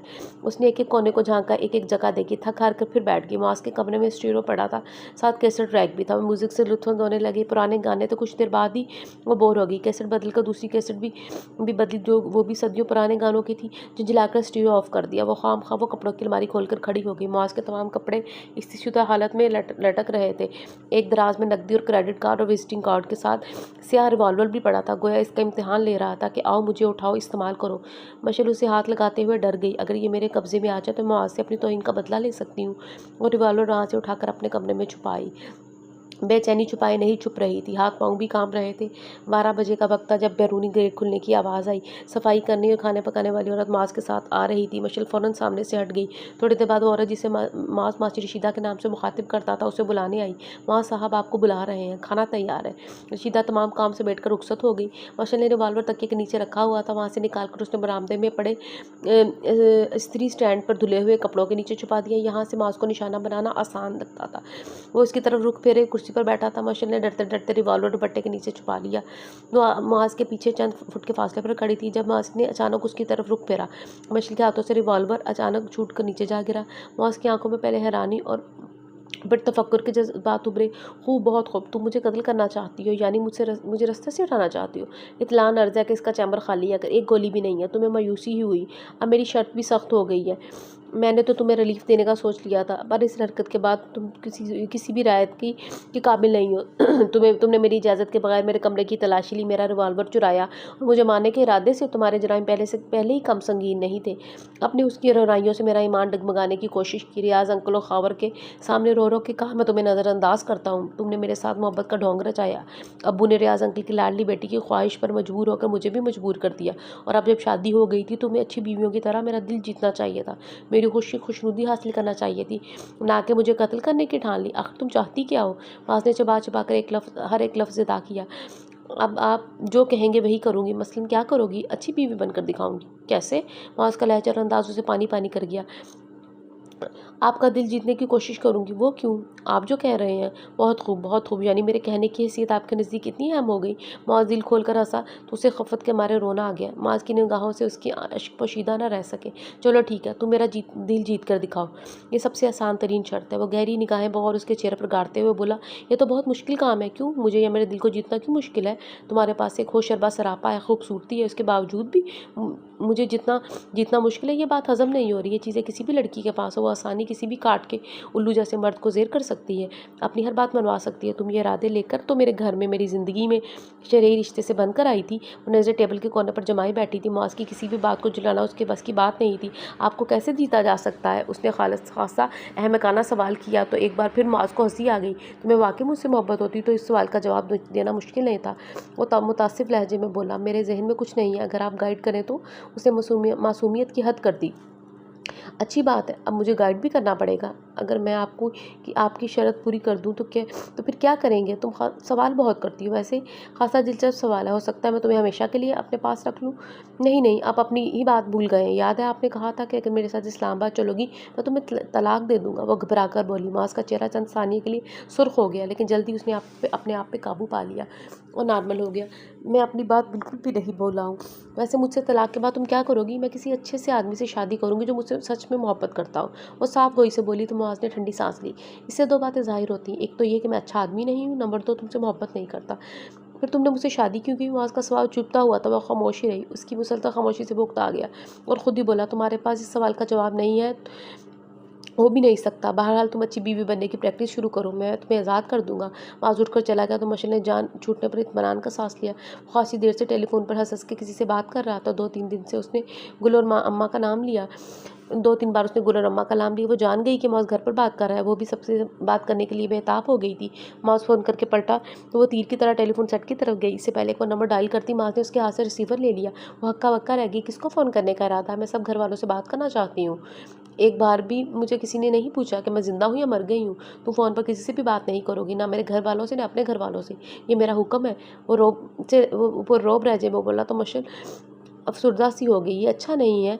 इसके लिए दिली ख्वाहिश को दबाना बहुत मुश्किल हो रहा था। सबकी याद बुरी तरह उसको बेकरार कर रही थी। कोई तो अपना हो जिससे वो अपना हाल दिल कहती सुनती। माँ से बहस करने में अपना ही नुकसान था। एक बात वाज़िया कर दूँ, तुम्हें हर बात मानना पड़ेगी, ख्वाह वो तुम्हारे नज़दीक जायज़ हो या नाजायज़। तो किसी की पसंद में ढलने के लिए अपनी ख्वाहिश को मानना पड़ता है। चूँकि ये बहुत मुश्किल अमल है, इसलिए इसका सिला तुम्हारी सोच से बढ़कर ही मिलेगा। इससे एक तो और शख्स का भी फ़ायदा हो जाएगा और उस बेचारे को मेरी तरह सर पर हाथ रख कर रोना तो भी नहीं पड़ेगा, जिसे तुम आइंदा अपनी ज़िंदगी का साथी चुनोगी। मुआज़ ज़हरीला मुस्कुराया। मशल टेलीफ़ोन के सेट से हट गई। उसका ज़हन मुसलसल मास के मौजूदा रवैये में उलझा हुआ था। वह कहीं जाने की तैयारी कर रहा था। इस्त्रीशुदा लिबास बेड पर पड़ा था। मशल काउच पर नींद-दराज एक किताब की वर्कदानी कर रही थी जब मुआज़ ने उसे शेविंग के लिए पानी गर्म करने को कहा। पहले पहल जब मुआज़ उसे अपने ज़ाती कामों के लिए कहता तो उसे बहुत गुस्सा आता। अब रफ्ता-रफ्ता वो दिल की जलन पर काबू पाने की मशक कर रही थी। दिन में पहली बार जिस दिन मुआज़ ने उसे अपने जूते साफ़ करने के लिए कहा तो उसे बहुत गुस्सा आया और कराहत भी महसूस हुई। उसने अपने हाथों को कई बार साबुन से धोया, तब मुतमईन हुई। उसकी शाहाना तबीयत को ऐसे काम कितने नागवार गुज़र रहे थे। काश कोई उसके दिल से पूछता। उसने पानी गर्म करके शेविंग मग में डाला और लाकर मुआज़ के सामने रखा, जो तौलिया गर्दन में डाले मुंतज़िर खड़ा था। मेरी टॉय भी निकाल दो, कपड़े बेड पर पड़े हैं, उसकी मुनासिबत से सिलेक्ट करना। वो उसे खड़े-खड़े देखकर बोला तो वो नपे-तुले कदमों से वार्डरोब तक गई। स्काई ब्लू लाइनिंग वाली शर्ट के साथ डार्क ग्रे टाई उसने उसने ढूंढने की कोशिश की। इस कोशिश में तमाम कपड़ों का हशर नशर हो गया। सारी अलमारी का हुलिया बिगड़ गया। साफ लग रहा था किसी नाड़ी के हाथों का कारनामा है। बौखलाहट में उसने तमाम कपड़े बाहर निकाल दिए। मैंने तुम्हें टाई निकालने को कहा था, जुए शीर लाने को नहीं। मुआज़ गीले जिस्म के साथ गाउन में बलबूस उसके पीछे पड़ा था। उसके सर के बालों से अभी तक पानी के कतरे टपक रहे थे। एक एक छोटा सा काम तुमसे नहीं होता, तुम्हारा क्या बनेगा? लगता है तुम ईमानदारी से काम नहीं कर रही। ठीक है, मुझे क्या है, पड़ी रहो मेरी कैद में वो और झेलती रहो सुइबतें। वो बेनाई से कहकर टाई ढूंढने लगा तो मशल की जान जल के रह गई। सारे कपड़ों की इस्त्री ख़राब हो गई, उन्हें दोबारा इस्त्री करो। वो हुक्म देकर चलता बना। मुआज़ अपने तमाम काम उसी से करवाता था। मासी रशीदा सारे घर की सफाई करती, मगर मुआज़ का कमरा साफ़ करना मशल की जिम्मेदारी थी। रशीदा खाना पकाकर चली जाती, मगर मुआज़ के लिए ताज़ा रोटी वो खुद बनाती थी। उल्टी सीधी जैसी भी रोटी पकती, मुआज़ खामोशी से खा लेता। अपना तौलिया, कपड़े, जुराबें मुआज़ अपने सामने उससे धुलाता। नहाते वक्त एक एक चीज़ के लिए उसे बार बार दौड़ाता। रात सोने से पहले अगले दिन के बारे में लंबी चौड़ी हदायत जारी करता। वो सामने से कीचेन तो उठा लाना। वो जूते पहन रहा था, कीचेन सामने ही तो पड़ी थी, वो खुद भी हाथ बढ़ाकर उठा सकता था। कपड़े छोड़ मशल कपड़े छोड़कर कीचेन उठा लाई। मुआज़ खुद पर परफ्यूम स्प्रे कर रहा था। पैंट शर्ट में मलबूस मैचिंग टाई लगाए वो बहुत स्मार्ट लग रहा था। बाल गर्दन से ऊंचे फौजी स्टाइल में तिरछे हुए थे, जो उस पर बहुत सूट कर रहे थे। मशल ने उससे बेइरादा तवज्जो से देखा। दिल ना करने के बावजूद उसे सुनाने लगा। इस बेनियाजी पर ही तो वो मर मिटी थी और अब सज़ा पूरी कर रही थी। मुआज़ की नज़रों ने उसकी चोरी पकड़ ली थी। इसके लब बेसाख्ता मुस्कुराए। मशल रुख मोड़ के स्टैंड के पास खड़े होकर उसके कपड़ों के साथ कुश्ती करने लगी। पैंट की क्रीज किसी तरह बनने में नहीं आ रही थी। सोच रहा हूँ तुम्हें मरी घुमा लाऊं, क्योंकि कल तुमने बहुत मेहनत की है। मुआज़ का लहजा काफ़ी दोस्ताना रंग लिए हुए था। मशल को अपनी स्मारतों पर यकीन नहीं आया। जब से इस्लामाबाद आई थी, एक बार भी घर से बाहर नहीं निकली थी। किसी पिकनिक पॉइंट पर जाना तो दूर की बात थी, शायद वो उसके साथ मजाक कर रहा था। हम कल चलेंगे, वैसे मैं हिसाब किताब दुरुस्त रखने का कायल हूँ। तुमने जिस तरह कपड़े इस्त्री करने की मुहिम सर अंजाम दी है, उसे देख के मेरा दिल मसमत नजात में सोचने लगा है। वैसे एक बात तो बताओ, कपड़े इस्त्री करना ज़्यादा मुश्किल है या शौहर को मुतासिर करना? एक तंजिया मुस्कुराहट मुआज़ के लबों से चिपकी हुई थी। मशल जवाब दिए बगैर उसके जुमले के मायने को जहन में से झटकने की कोशिश करने लगी। मरी के सरसब्ज नज़ारों ने मशल के जहन पर छाई यासियत को काफ़ी हद तक दूर कर दिया था। फिर माज भी काफ़ी बदला बदला सा लग रहा था, बड़े दोस्ताना मूड में था। उस वक्त जना रोड पर टहलते हुए वो उससे हल्की फुल्की बातें कर रहा था। मरी का आसमान बादलों से ढका हुआ था। ड्रीमलैंड रेस्टोरेंट के सामने रुकते हुए कॉफ़ी पीने की तजवीज़ माज की ही थी। मेहराबी शक्ल की खिड़कियों वाले रेस्टोरेंट के हर मेज़ में मशलें जल रही थी। जो ही वो रेस्टोरेंट से निकले, हल्की फुल्की बूंदों का सिलसिला शुरू हो गया। सड़क के दोनों जानिब गहरी खाइयों का सिलसिला था और सामने धूप में लिपटा पहाड़ नजर आ रहा था। इस पहाड़ के किनारे पर वाक़ एक होटल में माज ने अपने लिए कमरा बुक करवाया था। बारिश तेज़ हो गई थी। मशल होटल के बालकोनी में चली आई। नीचे झांकते हुए उसको चक्कर आने लगे। जोरदार बारिश की वजह से ज़्यादा फासले की चीज़ें भी नजर नहीं आ रही थी। माज भी कमरे से निकल बालकोनी में आ गया। इतनी बुलंदी से तुमने कभी बारिश को महसूस किया है? मशील की महवियत को देखते हुए उसे अपना सवाल बेमायनी सा महसूस हुआ। वो क्या कहती, इस दिलकश नज़ारे ने उसे भी महबूब कर दिया था। उसने एक किताब में पढ़ा था, सफ़र इंसान के अंदर अंदर तब्दीली लाता है, उसको बदल देता है, उसकी शख्सियत को खुफिया कोशों को बेनकाब कर देता है जिन तक इंसान को खुद भी रसाई हासिल नहीं होती। यही कैफियत इस वक्त उस पर सादिक आ रही थी। पहाड़ों पर रात उतर आई। होटल के डाइनिंग रूम में उन्होंने खामोशी से खाना खाया। बैरा बता रहा था, आज मरी में अरसे बाद ऐसी तूफ़ानी बारिश हो रही है। गर्द चमक दिल को दहला रही थी। मशील को दोबारा बालकोनी में जाने की हिम्मत नहीं हुई। मतला साफ होने की उम्मीद नजर नहीं आ रही थी। वो अपना साथ लाया गया वॉकमैन निकाल कर गाने सुनने लगी। उसे अफसोस हो रहा था, ख्वाम का मरी आ गई। जाने ये शख्स किस मकसद के तहत उसे मरी लाया। मुआज़ ने कमरे में रखा टीवी ऑन कर लिया। मशील उकतास ही गई। बारिश ने सारे मौसम का बेड़ा गर्क कर दिया था। वो कमरे तक महदूद रहने पर मजबूर थे। रिमोट कंट्रोल से टीवी की आवाज़ आहिस्ता करते हुए मुआज़ ने उसकी तरफ देखा। वो जुमाइयाँ ले रही थी। मुझसे गलती हो गई है। कौन सी गलती? मशील ने बाल समेटते हुए हैरानी से पूछा। अलग कमरा ना लेने की गलती। वो लापरवाह से अंदाज में बोला, मैं अलग कमरे में बहुत सुकून से रहता हूँ। तुम्हारी मौजूदगी में मुस्तकिल टेंशन ही रहती है। मशील का चेहरा धुआं धुआं सा हो गया था। आज शायद पहली बार मुआज़ के लबों से निकलने वाले अपने बारे में इस नापसंदीदा जुमले ने उसे तकलीफ पहुंचाई थी।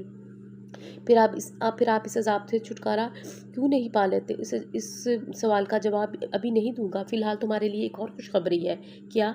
वो गुज़श्ता जुमले के हिसार से निकलने की कोशिश करते हुए बोली। गुल की बात तय हो गई है। बहुत जल्द शादी है। कब तय हुई गुल की बात? गुज़श्ता माह। मुझे किसी ने बताया तक नहीं। मेरे ऑफिस में अम्मी जान का फ़ोन आया था। वो ठंडी सांस लेकर रह गई। बाज़ उसे अब बता रहा था जैसे वो एक अजनबी घर से बाहर की फ़र्द हो। लाहौर वापसी के सफ़र में उसे यूँ लग रहा था जैसे वो ख्वाब देख रही हो। अभी आँख खुलेगी और ये सुहाना सपना टूट जाएगा। सबसे पहले उसका सामना सदीक़ा बेगम से हुआ। वो यूँ दौड़कर उसके गले लगी जैसे सदियों से दूर हो। इस मोहब्बत पर वो निहाल हो गई। मशल को रोना आ गया। लग रहा था अरसे बाद किसी अपने की शक्ल देख रही है। बहुत कमज़ोर हो गई और रंग भी पीला लग रहा है। यहाँ से गई थी तो ये हालत तो नहीं थी। इस्लामाबाद की आबोहवा तुम्हें रास नहीं आई? गुल का ये तबसरा माज ने भी सुना था।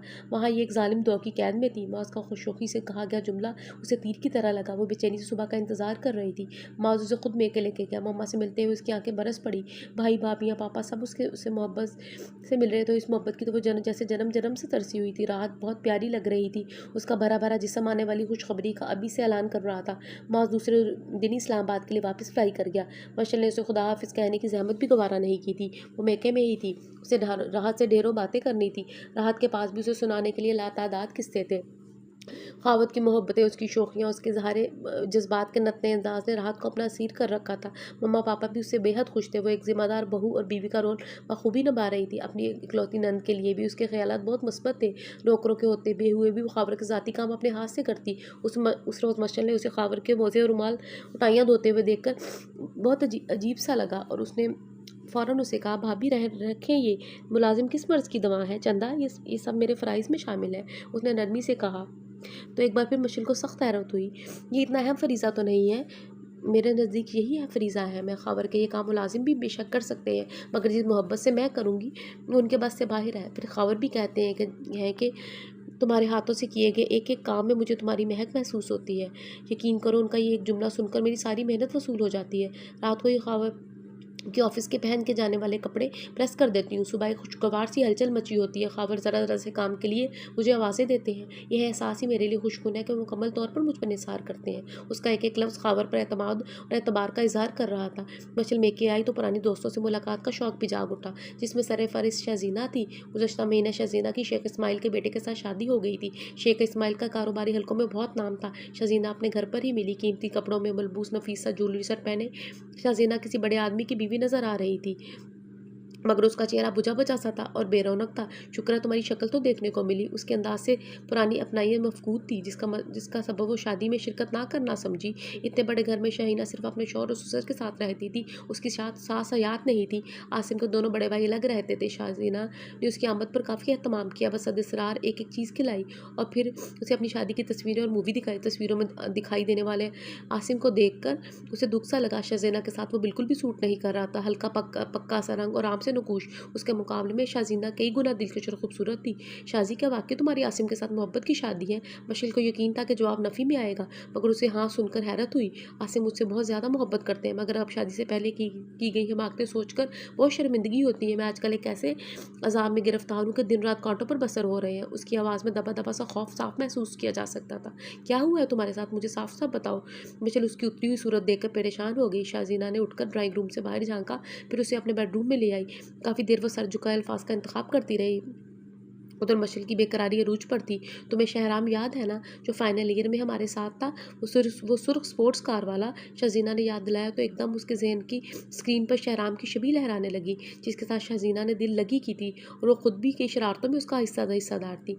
मशल, वही शहराम अब मुझे ब्लैकमेल कर रहा है। रोज़ टेलीफोन कॉल्स करता है कि मेरे शौहर को मेरे तमाम करतूतों से आगाह कर देगा। सोचो तो, अगर उसने उसने आसिम को ये बता दिया तो उसके बाद मेरी आसिम की निगाह में क्या इज्जत रह जाएगी? और क्या खुद आसिम सर उठाकर चलने के काबिल रहेंगे? वो एक सच्चा और खरा इंसान है। मैंने उसकी हमराही में महसूस किया है कि सच्ची मोहब्बत क्या होती है। मैं अपनी गुज़श्ता ज़िंदगी से शर्मिंदा ही रहती हूँ। मुझे कोई गाइड करने वाला नहीं था। मम्मा मेरे बचपन ही में छोड़ कर गई, और पापा भी अपने बिजनेस में मसरूफ़ रहते थे। जो मेरे दिल में आता मैं वो करती। भरे बुरे का फ़र्क किसी ने नहीं समझाया था। अब एहसास होता है कि मुझसे क्या क्या गलतियाँ हुई। तुम्हारे अफेयर तो फिर भी बेज़रर किस्म के थे। हल्की फुल्की शरारतों से बात आगे नहीं बढ़ी, मगर मैं काफ़ी आगे चली गई थी। वो तासिब से हाथ मल रही थी। उसकी समझ में नहीं आ रहा था कि शज़ीनों को कैसे तसल्ली दे। मेरी मानो तो आसिम भाई को एतमाद में लेकर ढके छुपे अल्फाज में बता दो। मुझे यकीन है वो तुम्हें माफ़ कर देंगे। बशीर का तुम वाकई बेवकूफ़ हो। अगर मैंने सब कुछ बता दिया तो हो सकता है उनकी सारी मोहब्बत नफ़रत में बदल जाए, वो मुझे छोड़ दें। डोंट वरी, तुम्हें एक से एक अच्छा लड़का मिल जाएगा। उसने मशवरा तो दे दिया, मगर बाद में एहसास हुआ कि उसने गलती की है, क्योंकि शहज़ीना के चेहरे पर गुस्सा दर आया था। तुम अपने हवासों में नहीं हो शायद। तलाक याफ्ता लड़कियों को हमेशा अच्छे लड़के नहीं मिलते। ये आसिम बहुत अच्छे हैं। उन्होंने शादी के बाद ये घर मेरे नाम कर दिया है। तुम्हें कैसे बताओ इस घर से मुझे कितना लगाव है। ये मेरा घर है शहज़ीना, आसिम का घर, मेरा ख्वाब, मेरी आरज़ुएं। इस घर से वाबस्ता सारे ख्वाब मेरे खून में लहू की तरह दौड़ते हैं, मेरी रगों में लहू बन के दौड़ते हैं। मुझे जिस मोहब्बत तवज्जो की आरज़ू थी आसिम ने से वो भरपूर तरीके से मुझे मिली है। तुम क्यों चाहती हो कि ये सब मुझसे छिन जाए? शज़ीना का लहजा हैज़ानी हो गया और आंखों से अश्क रवा हो गया। वह शज़ीना को रोता हुआ छोड़कर वापस आ गई। घर आई तो जवाद अंकल उसे ले जाने के लिए बैठे थे। हमारी बेटी वापसी का रास्ता भूल गई है, तो उन्होंने लतीफ़ सी चोट की तो वो शर्मिंदा हो गई। अगले चंद रोज़ काफ़ी मसरूफ़ गुजरे। गुल की शादी करीब थी और जवाद अंकल सिर्फ इंतहाई ज़रूरी चीज़ें बेटी को जहेज़ में दे रहे थे। मुआज़ इस्लामाबाद से वापस लौटा तो गुल का निकाह आतिफ़ के साथ मस्जिद में हुआ। 3 दिन बाद रुखसती थी। घर में मेहमानों की मौजूदगी से काफ़ी रौनक आ गई थी। लड़कियाँ तालियाँ बजा बजा कर गाने का अरमान पूरा कर रही थी। बशीर ने नोट किया कि निकाह जैसा मुकद्दस फरीज़ा किसी धूम धड़क्के और शौबाजी के बगैर भी अदा किया गया था। ढेरों घन चक्कर नहीं थे। वो इस्तेजाब के गहरे समुंदर में गर्क थी। उसका इज़हार उसने अपनी मामा से भी किया, वो आस पास ही मौजूद था। नबी पाक सल्लल्लाहु अलैहि वसल्लम का फरमान है कि वो निकाह सबसे मुबारक है जिसमें सबसे कम खर्च किया जाए। मैं पहले भी 2 बहनों को इसी तरीके से ब्याह चुका हूँ और अल्लाह का शुक्र है वो दोनों अपने घरों में खुश व खुर्रम है। मेरे ख़ानदान में तमाम लड़कियों की शादियाँ सुन्नत नबी सल्लल्लाहु अलैहि वसल्लम के मुताबिक की गई हैं और हम इसमें मुतमईन हैं। मास का ठंडा और पुरसकून लहजा मामा के साथ साथ विशाल पर भी घड़ों पानी डाल गया। रुखसी के दिन गुल को घर पर ही संवारा गया। मशील को इतराफ़ करना पड़ा कि गुल से खूबसूरत दुल्हन उसने शायद ही अपनी ज़िंदगी में कभी देखी हो। हालांकि उसे किसी मस्तनद ब्यूटिशियन ने नहीं संवारा था, ना ही शाही मेकअप के बेशुमार लवाजमात उसके चेहरे पर आजमाए गए थे। उसके चेहरे पर कितनी चमक और खूनों जैसा हुस्न था। वक्त रुस्तक गुल के पूरे जिस्म को बड़ी सी चादर से ढांपा गया और फिर माज ने उसे गाड़ी में बिठाया। बहन के फर्ज से सुबकदोशी का इत्मीनान बखूबी उसके चेहरे पर महसूस किया जा सकता था, जिसमें गुल से जुदाई का मलाल भी शामिल था। राहत ने उसे गुल की शादी की मुबारकबाद दी। मौज भाई, आपने तो एक रोशन मिसाल कायम कर दी है। बेजा नमूद व नमाश और इसराफ से इससे हटकर जिस तरह आप लोग बचे हैं वो काबिल तारीफ़ है। मैं तो अपने पूरे ख़ानदान से बेहद मुतासिर हूँ। मैं मम्मी और पापा को भी इस सिलसिले में कन्विंस करूँगी, क्योंकि जल्दी मेरी छोटी बहन की शादी है। मैं चाहूँगी समनीन की शादी भी गुल की तरह सादगी से हो। भाभी, कोई मुश्किल काम नहीं है अगर हम अपने इर्द गिर्द मौजूद सफ़ेद पोश वालिदैन की बच्चियों पर नज़र डालें कि उनकी शादियाँ सिर्फ़ और सिर्फ रुपए पैसे की कमी की वजह से नहीं हो रही। मुझे इसके नाम पर बेटियों को वो सब नहीं दे सकते।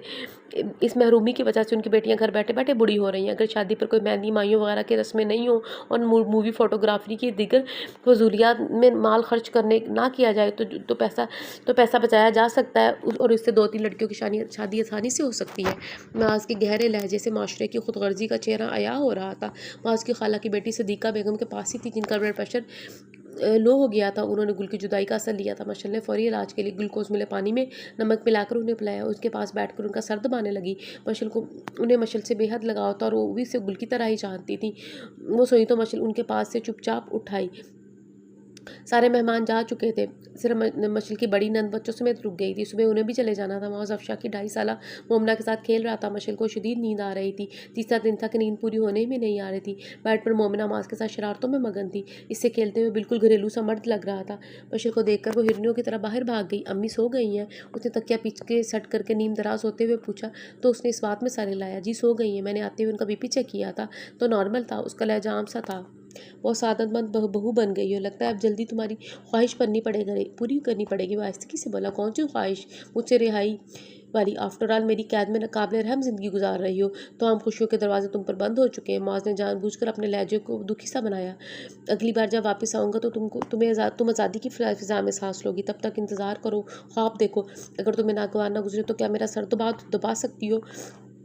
मैं सरदर्द की गोली भी खा सकता हूँ, मगर तुम्हारी रेशमी हाथों का लफ्ज़ महसूस करना चाहता हूँ। प्लीज़ हरी। अब वो हुक्म देकर उसे देखने लगा। मौज की नीम आंखों में कुछ ऐसा तासुर ज़रूर था जिससे वो एक लम्हे के लिए खुशफहमी का शिकार हो गई। पहले दिन के बाद से अब तक मौज ने अपने वादे के मुताबिक उसे अजनबी से ज़्यादा अहमियत नहीं दी थी। वक्तन फ़वक्तन मौज के कई जुमलों को वो 100 बार सोचती और उनके कई मैंने निकालती। जब तुम यहाँ से चली जाओगी तो मुझे बहुत याद आओगी, ख़ास तौर पर तुम्हारे हाथ। वैसे तुम्हारा दिल चाह रहा होगा कि मेरी गर्दन दुबा दो। अफसोस, तुम्हारी जो ख्वाहिश पूरी नहीं हो सकती। अगली बार मेरा कमरा अकेला होगा और तुम्हारी यादें होगी। झूठे धोखेबाज कहीं के। उसका हाथ माज के सर के बालों में फंसा साकत हो गया था। ये कैसे मुमकिन था कि माज की करबत की आँच उसे महसूस ना होती? वो उसके इतने करीब था कि एक एक नक्श को अगर वो चाहती तो महफूज कर सकती थी। महज आरामदेह शलवार कमीज़ में मुलबूस आस्तीने कहनियों तक मोड़े उसे रोज़े अव्वल की तरह नाकाबिले रसाई महसूस हो रहा था। थक गई हो, लग रहा है मेरा सर दुबाना तुम्हें अच्छा नहीं लग रहा। माज ने उसका हाथ पकड़ लिया। मुझे पता है मैं तुम्हारे लिए कुछ पसंदीदा फ़र्द नहीं हूँ, तुम्हारी गुड बुक्स में शामिल नहीं हूँ। माज ने उसके बाजू को हौले से झटका दिया। अब उसकी आंखों के रंग और तासुर पहले से भी ज़्यादा देख सकती थी। मुआज़ के मलबूस से उठती हुई सहरत अंगेज़ महक, उसका अनोखा सा लम्स और मशल का उसकी गिरफ्त में लरजता हाथ। अंदर का मौसम इतनी तेज़ी से तब्दील हुआ कि यहाँ से वहाँ तक बातें नसीम चलने लगी। मुआज़ ने उसका हाथ छोड़ दिया। आंखें बंद करके लेट गए। जाने से पहले लाइट ऑफ करती जाओ। एक सुहाना सपना चनाक की आवाज़ के साथ टूट गया। वो सुबह जा रहा था, किसी न किसी तरह ये चंद हफ्ते गुजार लो, वापस आते ही हमेशा के लिए तुम्हें तुम्हारे घर भिजवा दूंगा। जाते जाते माज ने उसे फिर तसल्ली दी। मशल की बुरी तरह बलबलाई थी। क्या था अगर वो नॉर्मल होकर उससे बात कर लेता? उसकी उदासी को देखते हुए, ना चाहते हुए सदीका बेगम ने उसे लेकर जाने को कहा, मगर ये पहली बार था कि मशल ने उन्हें मोहब्बत से कह दिया, मैं आप उदास हो जाएंगी, गुल अपने घर हो चुकी यहाँ पर अंकल दोनों अकेले रह जाएंगे। आपको दोनों को छोड़कर जाना मुनासिब नहीं लग रहा। उसके ये अल्फाज इसके घर से इसे ये सादा सी अपनाइत का एक इजहार थे। रात को वो सदीका बेगम के कमरे में ही बैठ गई। वो ईशा की नमाज़ पढ़ रही थी। मशल उनके बिस्तर पर लेट गई। उन्होंने नमाज वज़ाइफ से फ़राग़त हासिल की तो मशल इधर उधर की बातें करने लगी। एक बात पूछूं? पूछो, 100 बातें पूछो। हाँ, पर मुझे आंटी ना कहा करो, माज की तरह अम्मी कहा करो। मुझे ये लफ्ज़ आंटी से बड़ी चिढ़ होती है। ठीक है, मैं आपको अम्मी ही कहा करूँगी। थोड़ी देर रोक कर सोचते हुए बोली, ये बताएं मर्द का दिल कैसे जीता जा सकता है? खुद को हार कर। उसने बेचैनी से सवाल किया था। उतनी ही आसानी के साथ और सुकून से उसका जवाब मिला था। वो खामोश होकर कुछ सोचने लगी। मुझसे नादान रूए ज़मीन पर कोई नहीं होगा। सिर्फ़ और सिर्फ़ हुस्न के बलबूते पर मशल माँस को ग़ुलाम बनाना चाहती थी। उस शख्स के लिए दोनों चीज़ें बेकार हैं। अगर ऐसा ना होता तो बाद में मेरे करीब ज़रूर आता। उसने अपनी गुर्बत का आज़ाद मुझे इसलिए बख्शा होगा कि मेरे दिमाग से खुनास निकल जाए। वो खुद से ही सवाल और जवाब कर रही थी और अपना मुहासबा कर रही थी। उसके अजनबी दिलपज़ीर लम्स ने मशल के जज्बों को कल शब बेदार कर दिया था। वो जज्बे जो दिलों में हलचल मचाते हैं। मुआज़ नज़रअंदाज करने के काबिल तो नहीं था। कई जज्बे उसकी सोई आंखों को जगा चुके थे। आज यहाँ मेरे पास ही सो जाओ। उसको कमरे की तरफ बढ़ता देखकर सदीका बेगम ने उसे पुकारा तो वो उनके पास आकर लेट गई। मुआज़ के मैले कपड़े बाथरूम में हनूज लटके हुए थे। कमरा साफ करते उसने तमाम फालतू चीज़ें उठाई तो मुआज़ के कपड़ों को देखते ही उसे उसकी याद आई। मेरे कपड़े तुम खुद धोगी, मेरे काम तुम्हें अपने हाथों से करने पड़ेंगे। यूँ लग रहा था जैसे मुआज़ ने अभी अभी हुक्म दिया हो। उसने हैंगर से मुआज़ का कुर्ता उतारा। मैं ख़ावर के काम खुद करती हूँ, इससे मुझे उनका एहसास होता है। राहत उसके कान के करीब बोली, आसिम ने ये घर मेरा नाम कर दिया है। उसने वो मोहब्बत और तवज्जो दी है जो मुझे चाहिए थी। ये घर मेरी जन्नत है, मेरी आरजू है, मेरा ख्वाब है। शाहीना रो रही थी। इस बार वापस आऊँगा तो तुम्हें आज़ाद कर दूँगा। राहत, शाहीना और मुआज़ तीनों की आवाज़ों के घेरे में थी। वो क्या हूँ मैं और क्या है मेरी ज़िंदगी के आने वाले दिनों के बेशुमार सवालिया निशान उसको मुँह चढ़ा रहे थे। मुआज़ के इरादों से लग रहा था वो ज़रूर मुझे अपनी ज़िंदगी के किताब के बोसीदा वराक की तरह निकाल कर फेंक देगा। किताब से सफ़ात फाड़ कर निकाल दिए जाएँ तो पढ़ने वाले के लिए कशिश नहीं रहती। चंद सफ़ों के गायब हो जाने से कहानी का तासुर और तसलसल ख़त्म हो जाता है। हाथ के पहले पर चेहरा टिकाते हुए अनजाने जज्बे से आंखें धुआं होने लगी। गर्मियों की आमद थी। राहत और मम्मा दोनों बाजार जा रही थी। मशल तुम भी तैयार हो जाओ, मम्मा ने उसे टीवी लाउंज में नीम दराज चैनल बदलते देखकर कहा तो उसने कोई तवज्जो ना दी। उन्हें दोबारा अपनी बात दोहरानी पड़ी तो वो चौंक गई और खाली खाली नज़र से उन्हें देखने लगी। मुआज़, तुमने मेरी लाडली बेटी पर क्या जादू कर दिया है? तुम्हारी गैर मौजूदगी से कितनी वीरान लगने लगी है। लगता है मैं किसी अजनबी से बात कर रही हूँ। शायद इसलिए तुमने उसे इस्लामाबाद साथ ले जाते वक्त कहा था कि मामा आप रोज़ रोज़ मशल को फ़ोन मत कीजिएगा, ये आपसे इतनी मोहब्बत करती है कि वहाँ रह नहीं पाएगी। अब ये तुम्हारी जुदाई में कितनी डिस्टर्ब है, इसे देखकर तो मेरा दिल होने लगता है। वो कोई मशल की हरकतों सुकनात का बकौल जायज़ा ले रही थी। मैं कह रही हूँ हमारे साथ शॉपिंग के लिए चलो, अपने लिए लॉन के नए प्रिंट खरीद लेना। मामा मेरा दिल नहीं चाह रहा, आप खुद ही ले आए। तुम इतनी डल क्यों हो गई हो? उठो, फ़ौरन कपड़े बदलो और हुलिया दुरुस्त करो। उन्होंने उसका हाथ पकड़कर ज़बरदस्ती उठाया। मैंने आपको कहा ना मेरा दिल नहीं चाह रहा, मैं घर वापस जाऊंगी। उसने ज़िद की तो मम्मा और राहत हैरान रह गई। एन उस वक्त शाहीना का फ़ोन आ गया कि वो उसके घर आ रही है। वक्ती तौर पर मशल ने घर जाने का इरादा मुलतवी कर दिया। उसकी आमद का इंतजार करने लगी। राहत और मम्मा दोनों चले गई। शाजीना आ गई तो उसका दिलकश सरापा लिबास, चेहरे से फूटी चमक सब मिलकर उसकी अंदरूनी खुशी का इजहार कर रहे थे। लगता है कानून का ख़जाना पा लिया है तुमने। मशल ने उसे पास बिठा लिया। हाँ, ख़जाना ही समझो, क्योंकि शहराम का खतरा जो हर वक्त सर पर तलवार की तरह लटक रहा था ख़त्म हो गया है। वो मोहतात लहजे में बोली, ये सब कैसे हुआ? मैंने हिम्मत से काम लिया। पहले तो शहराम के आगे सस्ती से डटी रही, फिर उसके घर चली गई और सब कुछ उसकी वालदा को बताया। वो एक अच्छी खातून थी, फिर मेरे आंसू उनके दिल पर कैसे असर ना करते। वो एक नेक खातून है, मेरा दुख कैसे ना समझती। शहराम को ना जाने उन्होंने किस तरह कायल किया कि फिर उसने मुझे तंग नहीं किया। मुझे इत्तला मिली है कि वो मज़ीद तालीम हासिल करने के लिए मुल्क से बाहर जा रहा है। इस वाक़े के बाद से अल्लाह के वजूद पर मेरा ईमान पुख्ता हो गया है। उससे रब्ता करना सीख लिया है मैंने। फिर वो ज़रा तवक़्क़ुफ़ के बाद बोली और शर्माने लगी। वो असल में 2 दिन पहले मैं आसिम के साथ डॉक्टर के पास गई थी। मेरी रिपोर्ट पॉजिटिव आई है। वो इतनी खूबसूरत लग रही थी कि मशल को यकीन नहीं आया। ये वही शाहीना है जो कहती थी कि औरत चाहे तो मर्द से क्या कुछ नहीं करवा सकती। जो शाजीना खुद एक मर्द की महकूमी और ग़ुलामी में खुश और मुतमईन नज़र आ रही थी। बड़े बड़े दावे करने वाली शाजीना एक आम से शक्ल सूरत वाले मर्द के साथ कितनी मुतमईन थी। शाजी, तुमने मेरी राह क्यों खोटी की? अपने नज़रिया से मुझे बहकाया। ना मैं इधर की रही ना उधर की। मैंने रोज़े अव्वल ही तुम्हारे मशवरे पर अमल करते हुए माज को अपने इशारे का ग़ुलाम बनाना चाहा। उसने मेरे सारे नाज को खाक में मिला दिया। मेरे कर्ब, मेरे हुस्न ने उसे बिल्कुल भी नहीं पिघलाया। उसने मुझे खुद तक रसाई हासिल ही नहीं करने दी। मेरे सारे हथियार नाकाम ठहरे। उसने मुकाबले के बगैर ही मुझे हरा दिया। सॉरी मशल, मैं इस वक्त तुम्हारी तरह बेवकूफ़ी थी। आसिम की गुर्बत में मेरे ख्यालात बदल गए हैं। आसिम की पसंद में ढलकर ही मैंने उसके दिल तक रसाई हासिल की है। तुम भी ही ऐसा ही करो। शजीना ने कहा, बहुत मुश्किल है। मैंने उसकी इज़्ज़त नफ्स को पाँव तले रोनना चाहा है। वास के नज़दीक इज़्ज़त नफ्स और रात का गुरूर ही सब कुछ है। मैंने उसे बावर करवाया है कि मेरे नज़दीक उसकी कोई अहमियत नहीं। अब तुम उसे बावर करवाओ कि उसकी अना और इज़्ज़त नफ़्स तुम्हारे नज़दीक उतनी ही अहम है। मुझे यकीन है कि तुम्हारी ज़ुबान से एक जुमला सुनना चाहता होगा। कौन सा जुमला? वो बेकरार होकर बोली। यही कि तुम अब भी उससे मोहब्बत करती हो, पहले से भी शदीद मोहब्बत। शज़ीना की आवाज़ सरगोशी में ढल गई। थैंक्स शाज़ी, अब मेरे दिल में नई उम्मीद ने जन्म लिया है। जवाबन शाज़ीना ने भी मोहब्बत से उसका हाथ दबाया। दिन बेहद तवील हो गए थे। लंबी लंबी सुनसान रातें उसके हौसले की दीवारों को ढाने पर तुल गई थी। उम्मीद उम्मीद मायूसी में बदल रही थी। सदीक़ा बेगम ने उसके लिए अपनी पसंद के गर्मियों के कपड़े बनवाए। इशा की नमाज की अदायगी के बाद सदीक़ा बेगम सो गई। जवाद साहब चहलकदमी के लिए करीबी पार्क तक गए हुए थे। वापस आकर खुद भी सोने चले गए। मिशेल ने अंधेरे में डूबे हुए घर दरो दीवार का जायजा लिया। सिर्फ उसके कमरे में 0 पावर की लाइट जल रही थी। हर तरफ खामोशी और सुकून था। उसके सामने ढेरों कैसेट्स पड़ी हुई थी। अपने अंदर उतर सन्नाटे से वो बुरी तरह वहशत ज़दा हो रही थी। गुल और माज दोनों पुराने मौसीकी के दिलदाता थे, जबकि मशल धूम धड़के वाले गाने सुनती थी। इस वक्त उसने मुआज़ की एक पसंदीदा कैसेट निकालकर टेप रिकॉर्डर में लगाई। कमरे में छाई खामोशी का तिलिस्म एकदम टूट गया। तुमसे मिलकर मुझे अक्सर ये गुमा होता है, ख्वाब जैसी कहीं अपनी ये मुलाकात ना हो। जिस कदर नाज करूँ खुद पे मैं इतना कम है। तुझसे मिलकर मुझे अक्सर ये गुमा होता है, बहुत मेहरबान है आजकल मुझ पे ये बाहें तेरी। मुझे लगता है फिर भी डर कहीं बदल ना जाए राहें तेरी। उसको यूँ लगा जैसे गुलूकार उसे चढ़ा रहा है। उसने टेप रिकॉर्डर ऑफ कर दिया। कमरे में सन्नाटा नए सिरे से दर आया। सदीक़ा बेगम और जवाद हसन दोनों उम्रे की तैयारी कर रहे थे जब जून की एक सुबह राहत ने एक सेहतमंद बच्ची को जन्म दिया। लेबर रूम के बाहर ख़ावर की बेकरारी देखने से ताल्लुक़ रखती थी।